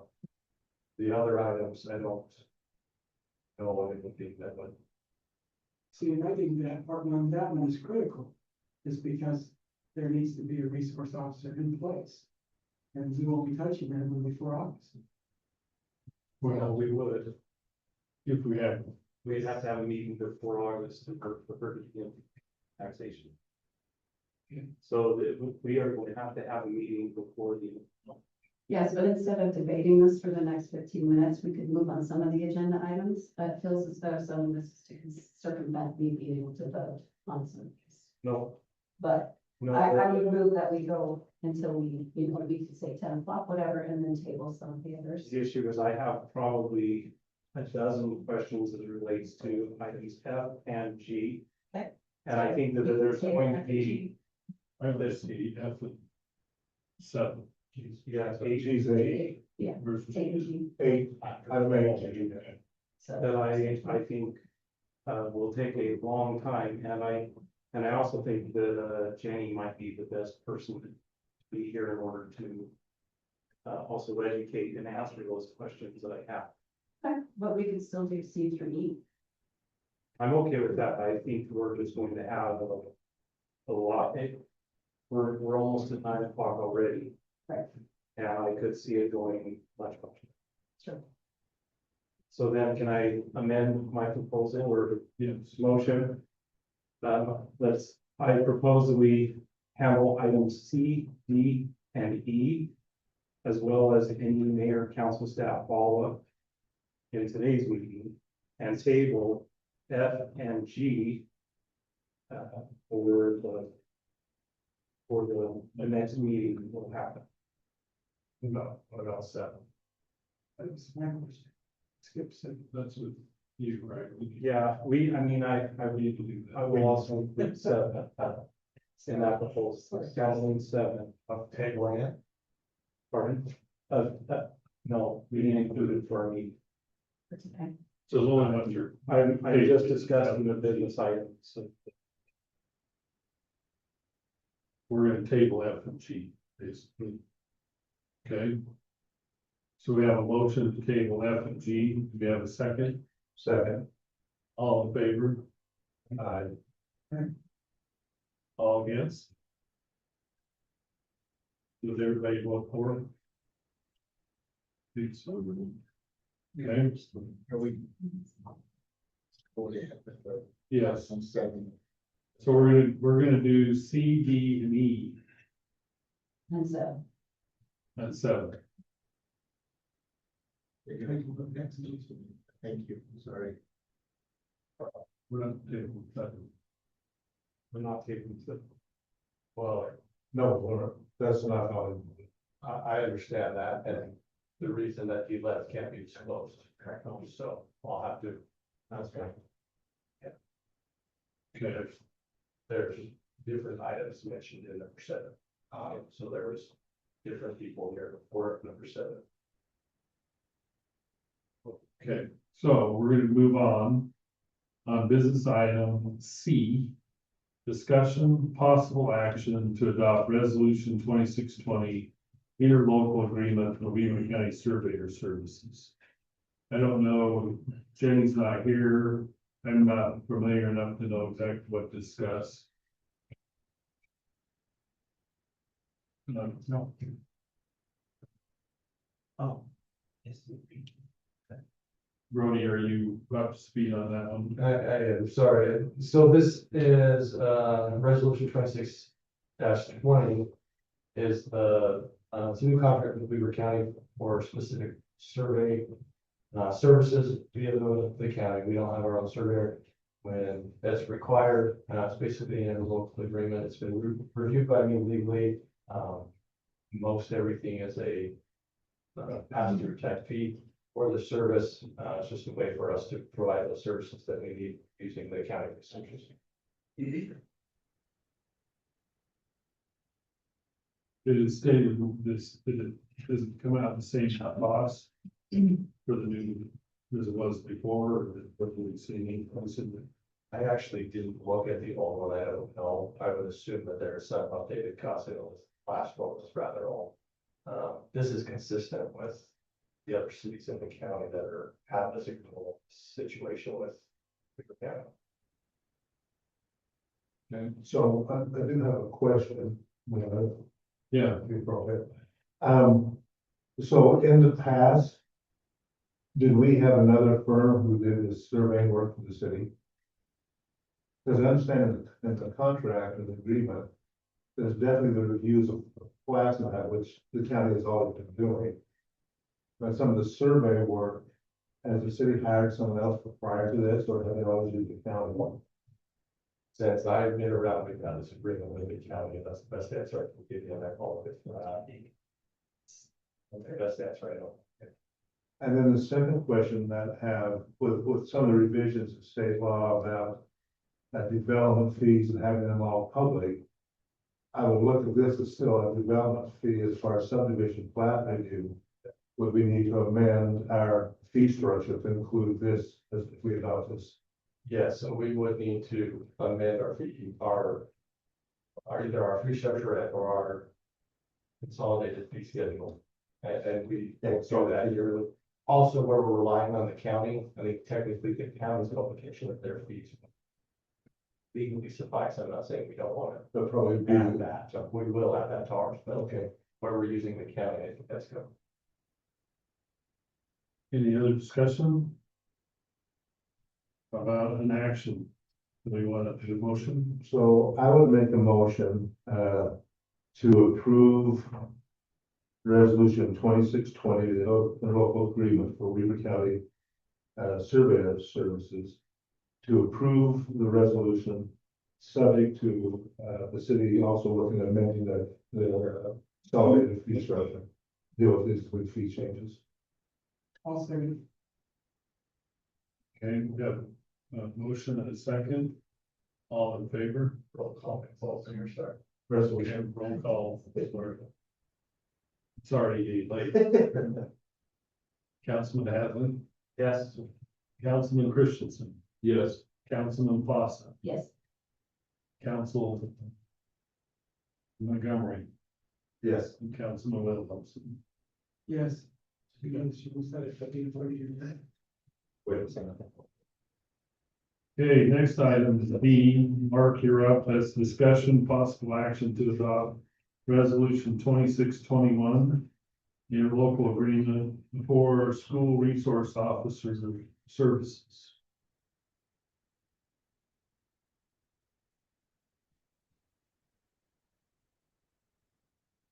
All right, can you hear me?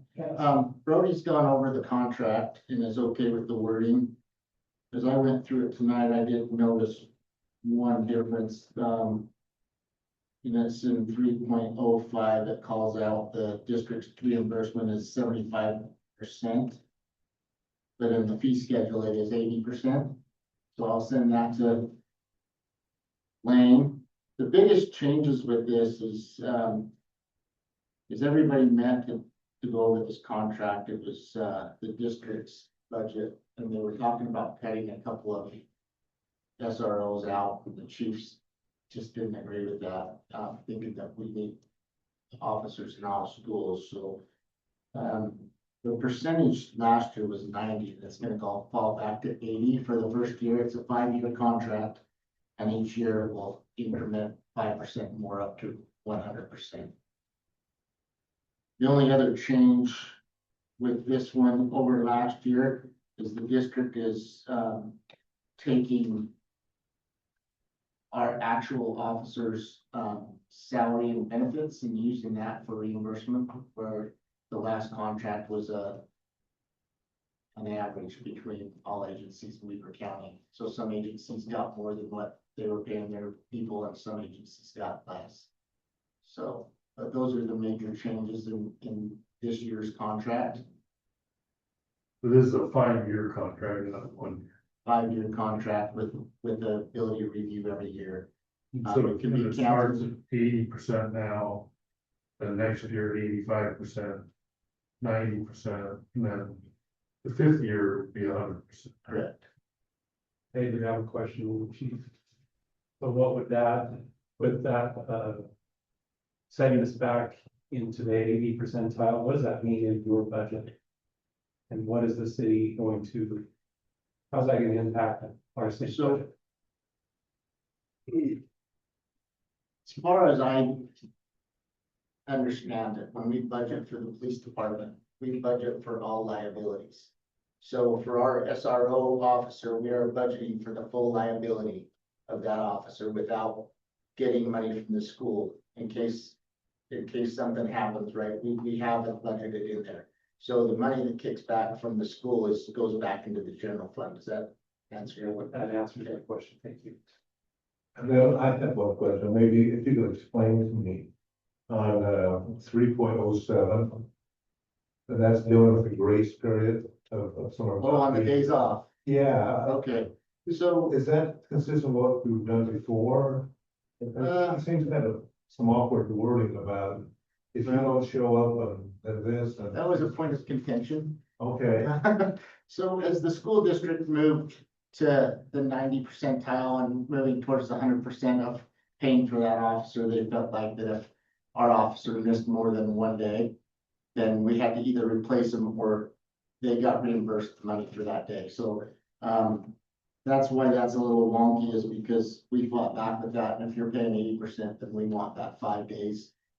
We've never run into an issue where we haven't backfilled. But that's in there just for the.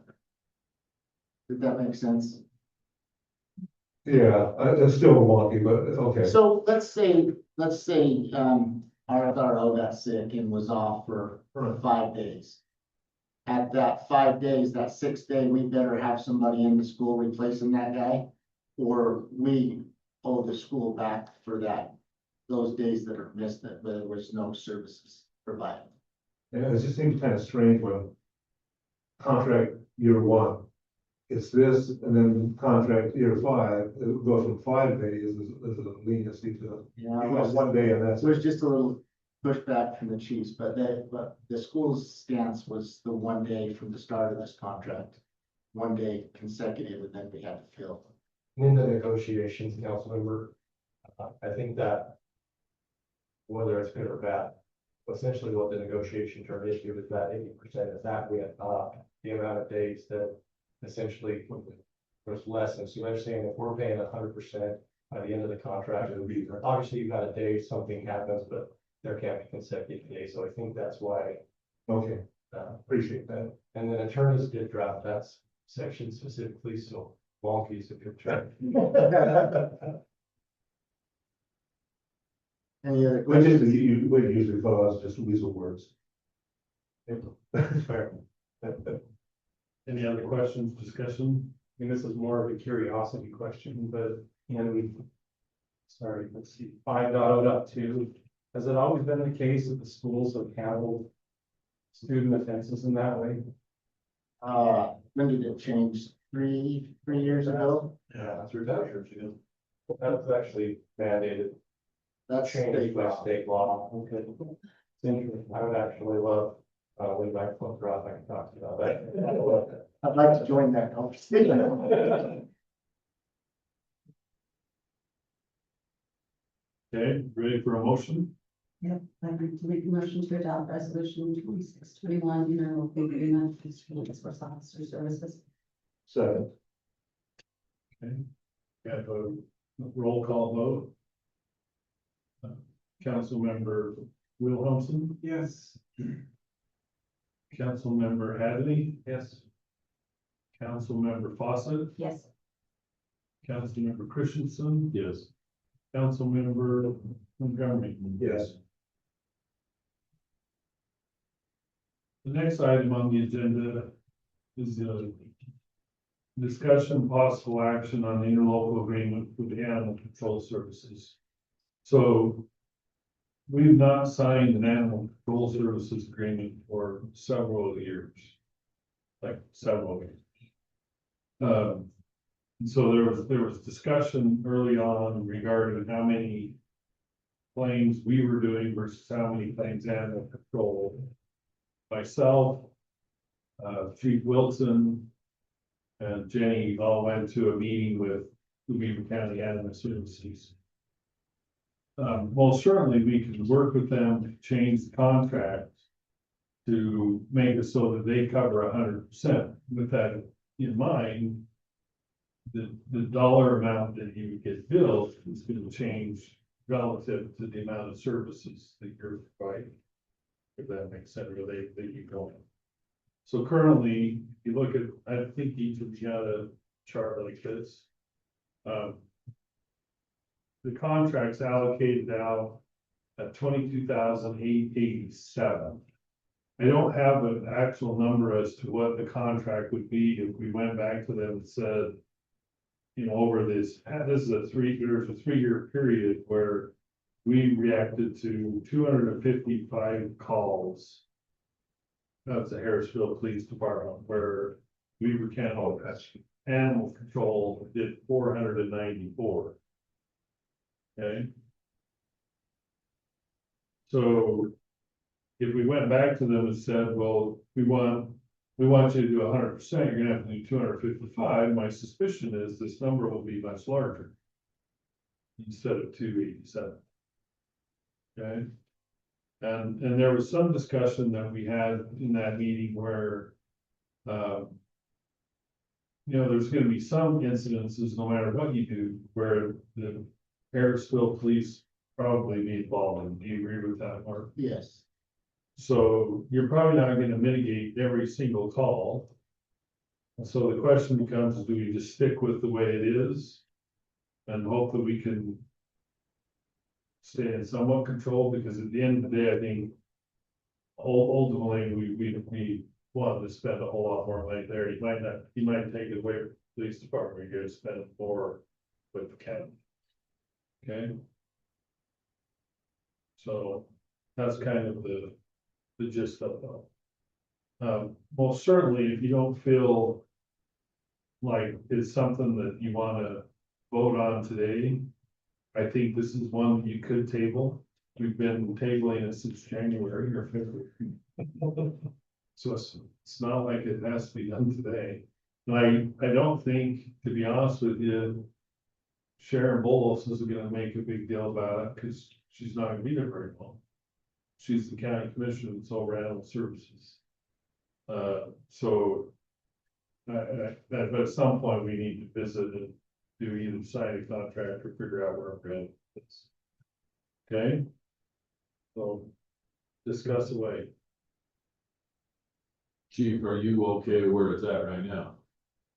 Percentage wise? So these calls that are on here are generally weekends and nights when Weber County's not out, right? For, like the mayor was bringing up, if we were to try to get this 100%, that's more employees for the county. One way or another, it's gonna cost the city to deal with these calls, right? If we took over animal control 100%, I think it would be more than what the split is, in my opinion. Without running all the numbers, that's what I would tell you, is it's probably the cheaper option right now. Thank you. So most of what, when you're saying Weber County does is during daytime? So I believe they're 8 to 5 on regular business, and then they have a call out list that they'll come out on certain issues, vicious dogs, stuff like that. They won't come up and pick out cats and stuff like that, but there's some things they will not come out for. And they do have outdoor kennel for us to put animals in if we can contain them. But there's a whole list of items that they will come out with and what they won't. We could get that to you if needed. I learned something, and I probably would tell you that I'll give you the wrong name, but there's cats that are marked with something on their ear. Have been fixed. But you can't do anything. Like you're not supposed to haul them off. And if I remember right, didn't they say it was by state law? So they've been captured and Feral cat. spayed or neutered Yeah. and then returned. So it's interesting, and sometimes when you look at that kind of stuff, you wonder how, if we could do like as a city, can we do an educational program, maybe eliminate some of these calls? I don't know what every one of the calls are, but I can only imagine. I mean, I walked out of my house today, and as soon as I get out of the door, I have 3 little dogs coming yapping at me and right at my feet, and it's on my driveway in my yard. But I don't say anything because it's my neighbor. But at the end of the day, those things happen at other places, and then we get a call. And then it takes resources from our city to go take care of that, or we have to call animal control. Either figure out when they're gonna make it or not make it. So I don't know if there's a program, something to think about. Where we could say, let's do X, Y, and Z, and maybe that help mitigate some of those calls. How about the audience? We'll put it on the Okay, I have a question about just to make sure I'm mapping this correctly. So does that mean out of the 255 calls, are the after hour calls in addition to, or a part of the 255? I mean, it was all the calls, 255, So that- after hours, 112, and weekends are 99. The others are somewhere in between. So that means that we have 44 calls that happen not on after hours. Is that right? Because I have 112 and 99 is 201. And those could be dog bites where we're responding over to the hospital, taking a report and then turning them over to animal control. There's different things we respond on and then refer to. We'll write the initial report and then it gets sent to animal control. But the reality of it is, the total number of calls is 255, not 255 plus 112 plus 90. We could be responding with animal control. It's hard to weed all that out. Yeah. Okay. So I guess the one question I'd ask, so in the scheme of things, and we budgeted for this already, even though we haven't signed a we've contract. been paying it either way, so we're paying the same amount right now. Okay. And so really what you're voting on is us to make it legitimate, like put the signature on the line. My other question would be, what, just a reminder in the budget that we have a lot for now. There's a line item just for animal control. I just wanted to, Oh, we have that patient. Right? Bring that. We might have budgeted more than the 5,722 quarter, but there's 2 parts to that too as well for animal control and the shelter. yeah, there's the bond that we're paying for, which is different. Like, So you're, look at. So we pay this on a quarterly basis. yes. And so and like I said, they originally sent me the contract in February, I think is what it was. And we just decided to keep paying with it, and now we're in July and probably either ought to do it or not. There is money allocated under that line item. It's significantly more than the contract. I think the proposed request was 67,000. I'm not smart enough to know if that is one line item for both payments or not. You'd have to go. So. That's one of my only concerns in making that decision is we want to. If we want to move it on, it would basically be moving it on in September. Or potentially the next meeting that we have. But we want to have Jill help explain that to you where it's at. But I mean, we signed a contract for 5 years since the locking this, or do we have a chance to There's, adjust the? in the contract, there's some adjustments. Okay, that's fine. Yeah, right. If I remember right, the numbers were like. It's like 2%. They did put that in, I just. Basically, contract says they can essentially formulate what you have here, the allocation based on population and calls. So once we get out of the houses building golf course, then we're gonna go up. I'll make a motion that we table this to our next meeting, get that information of what budget items, line items are. Okay, so we have a motion, we have a second. We have a motion and a second, all in favor? Aye. I didn't have to do a roll call. One of these days, Roy, I'm gonna get it figured out. We're on a little bit slow. Do that. So I know it's kind of talked about, but there does need to be a specific motion for that. Yeah. Okay. So then we need to make a motion to go to number 7. Fine. Well, what I would ask or say, based on what's all happened, is we take number 9 out of order. And then do 7. Okay. So we're gonna go to number 9. We'll start with the count with the staff follow-up. So Mark, you're gonna be first. Really? So we have our first knock active shooter training next month. 2nd of August at the Lomanview Elementary. It's gonna be like a kind of a mini shooting scenario with all the parts playing, the fire department, police, dispatch, all the stuff. So we're kind of excited about that coming. Fireworks for I want to thank everybody. Our residents were very good about all the restrictions. I think we wrote 3 tickets. We had 2 shifts just for fireworks on that 3rd and 4th. So And 0. pretty cool. Yeah, way cool that our citizens took it serious. Good. Very appreciative. No Costa Vitas burning out. I don't think people realize how much resources just one fire takes from all 3 cities. They had a fire just before the 4th in North Ogden, and it wasn't firework related, it was something else, but we had Northview there, Pleasant View there, North Ogden there, and us there.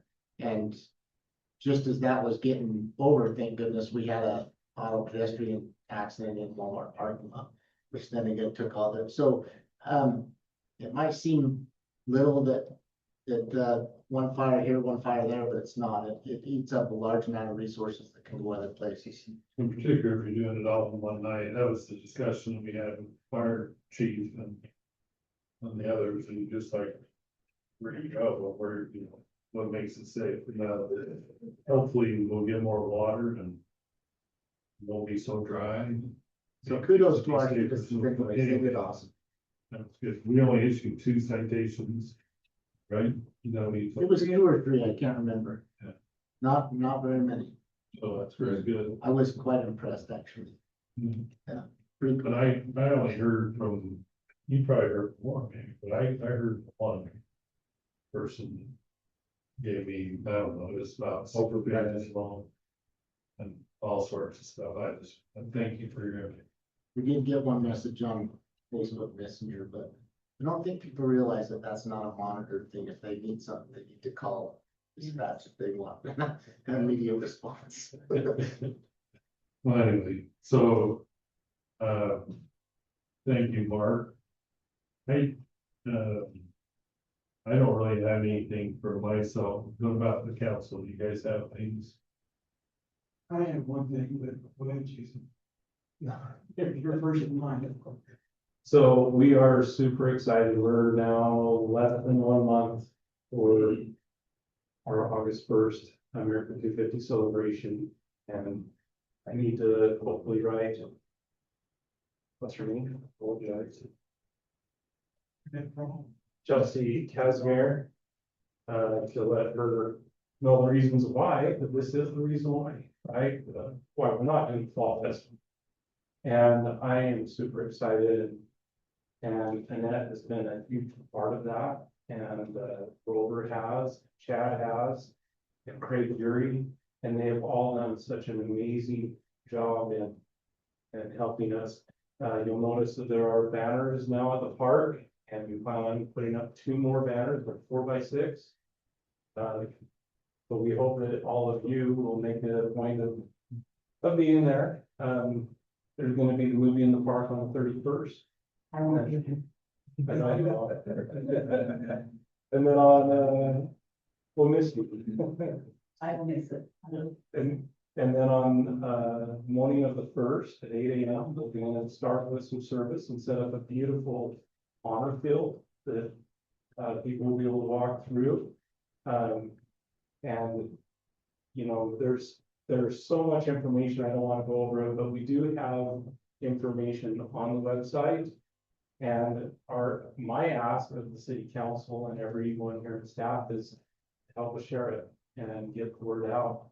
We want this to be a wonderful citywide celebration. We have 4 great food trucks coming, 3 kind of main dish and 1 dessert. Yeah, Mama's Toasted Cheeser, Sun's Asian Grill, and I don't remember the taco truck. But there's a taco truck coming for street tacos and then Zeppies. And all of them we tried to fund locally because we want to support our more local businesses, and so these are businesses very local, and super excited about that. So that's what I had, just to keep everybody in the loop, but we're at crunch time. And Grover has made it a wonderful evening full of music. So you're gonna have, come and eat, enjoy, play games, listen to music, and watch the barbecue. It'll be fun. Really is. Yeah, we'll have good 4.5 hours with the good music and everything, bands, orchestras, and fiddling. I mean, it'll come in all different ways, and I think there'll be a lot of fun. It's just that going on, what's going on, just gotta be good. That part will work, we're appreciative. Thank you, Jason, for what you're doing. I just have 2 things that I want to bring to attention. So we put these musical groups together. It's become a word to me as the North Ogden band.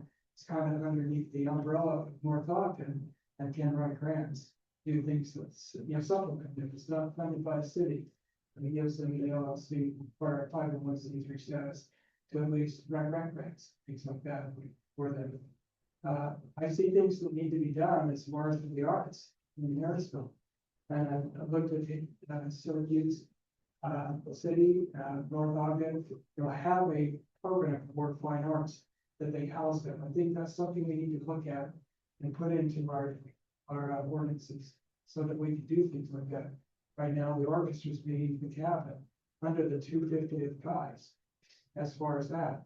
But afterwards, that orchestra needs to go for a year. It's going to need a place to house. Is that orchestra something that we can do under a fine arts umbrella types? I think the others too, it's not just ours, but I think that needs to be established and working towards that now. Because as our city grows, the need for fine arts is as much as important as walking paths and other things that we're doing on Parks and Rec committee. Following up also on Parks and Rec, and we are going to have a meeting on the 23rd and start to develop. We've got, was it Jack, about 10 other people that requested to be on the committee. And so there's a lot of interest there. And we need to do some interview and talk to some. And so it's becoming generated now. People want to get involved. We listened to that tonight. Parks and Rec is doing it right now. So I'm excited about that taking place. The last thing has to really do with the time. If we're going to continue being this time, my recommendation would be we would look at making 2 meetings a month.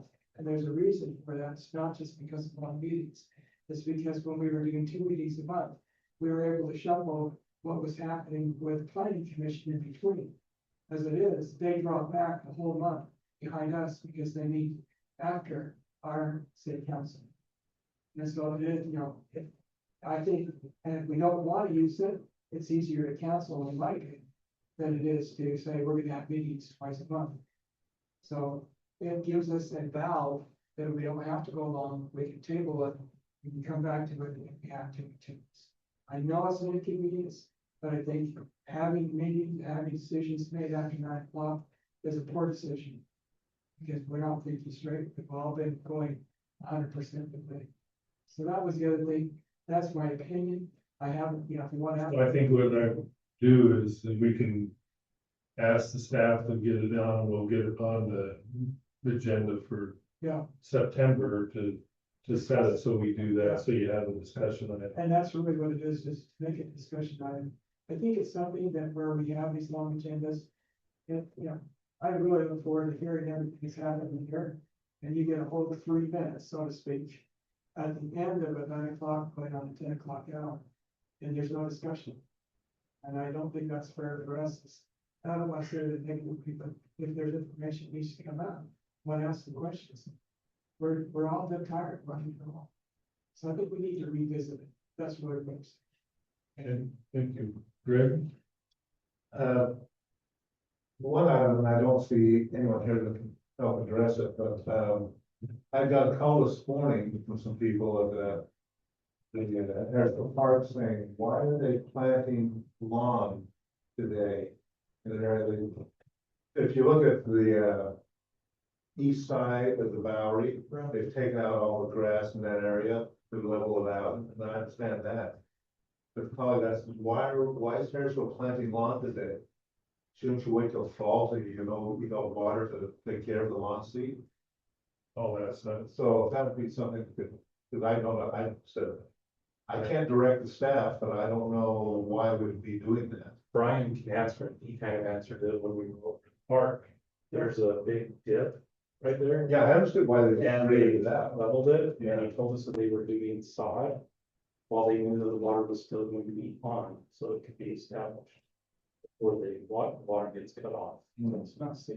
So it's Well, they interesting. said they were seed sack, is what the call I got, there's a bunch of seed sack here, why did they? So Harrisville City, we received our notice from Pineview that we've used more than our 50% of our water. And that was back, I believe, June. I don't know, did you see the report? Yeah, I think it was 1st of June.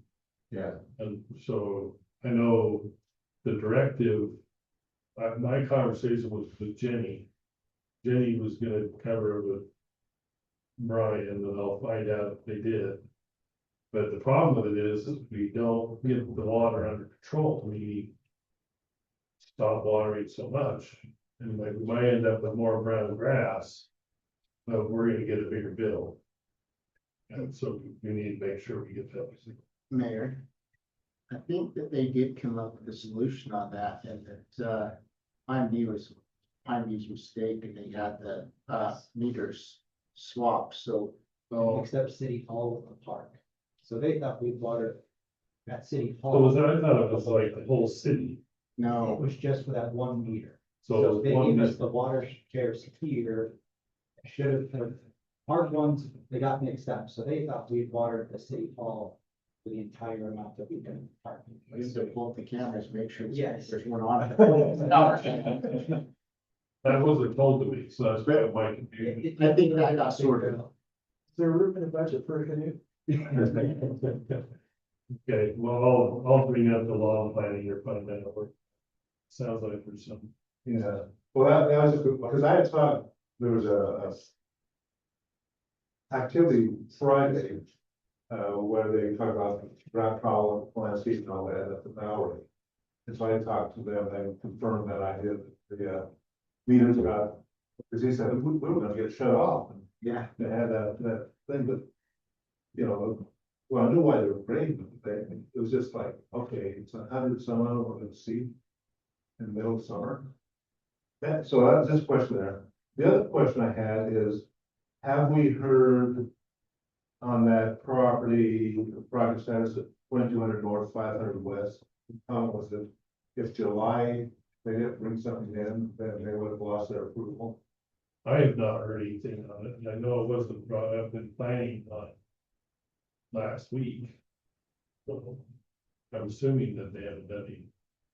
But I'll dig into that one. Because I was gonna just ask a question of the commission, as council, regarding the RS 5-6 zones, if we didn't want to forward to the commission to look at that confusion of zoning, lack of zoning, create something new.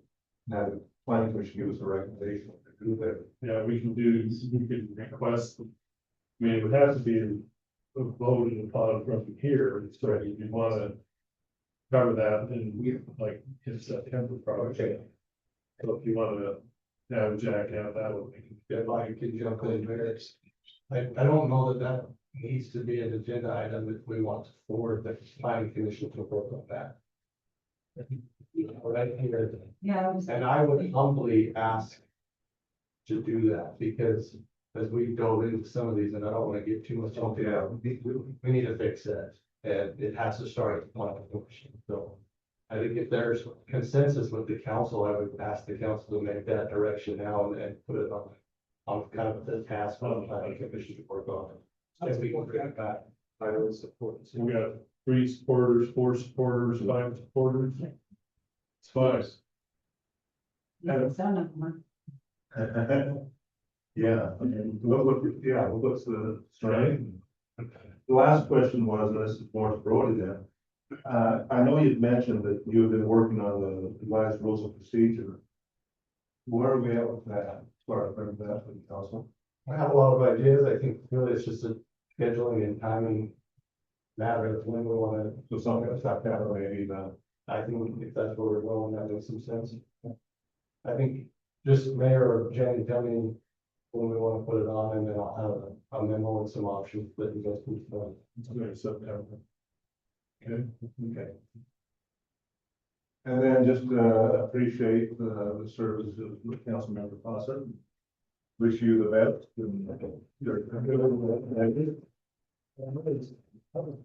Are you saving that for the very end? Oh, I'm sorry, but I still appreciate what you're doing. Karen, did you have anything? I was just gonna say thank you. It's been an honor to be here and be with all of you. I appreciate it. Blair? You have one being mayor. This already the down. Sorry, you're not staff.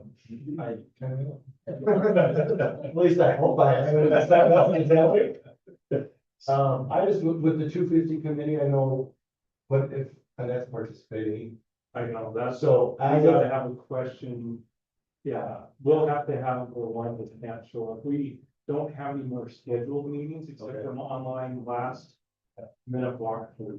I'll recuse myself. So my part's done. I think as long as one of us recuses, and right? I mean, in the grand scheme of things, I just want to make sure we're in. Yeah, She's, yeah. she's, and also just for clarification, your official appointment to council will actually start tomorrow. Oh, So I guess if you wanted to talk to her tonight, you still could for another 2.5 hours. Just make sure we can fall through with that out. Yeah, I've been thinking about all those things, because there were technically a few potentials Yeah. on there, so. Appreciate that, thank you. Okay. So I was saving this for the end. But Karen, I'd like to express my appreciation for your service, even though our involvement's only been a few short months. But I do appreciate the things you've done, the work you've given, and the time you spent doing it. And we prepared this little plaque that says, presented to Karen Fawcett, thanks for your service to the citizens of Harrisville City for 3.5 years of service. Okay.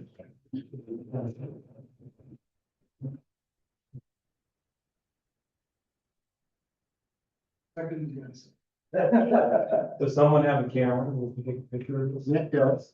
That's what he is there, yeah. Those are the best kind. Whoops. That's good.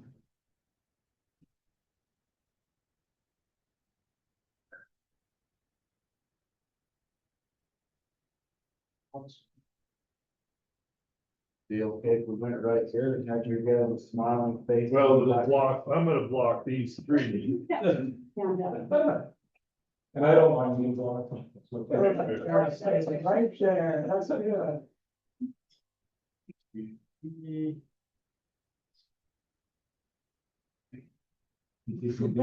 Make sure you're smiling, Greg. Okay. perfect. No bunny ears. Thank you, Karen.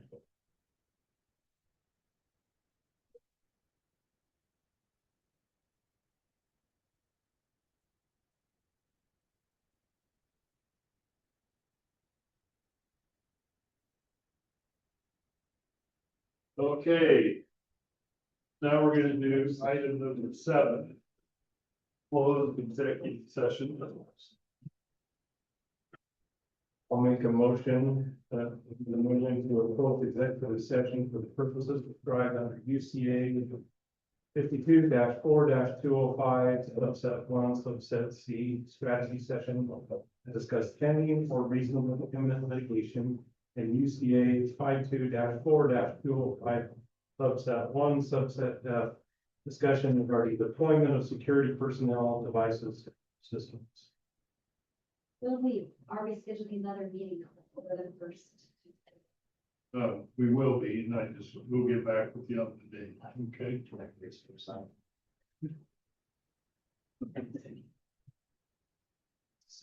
I'll second So motion is second.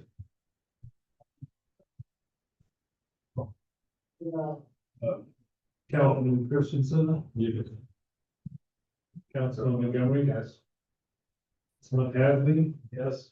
Councilman Nelson? Yes. Councilman Fawcett? Yes. Okay. So we're back in. The last item on our agenda is 10. We have a motion to adjourn. I would love to make a motion. Thank you. We have a motion, a second, all in favor? Bye. Aye.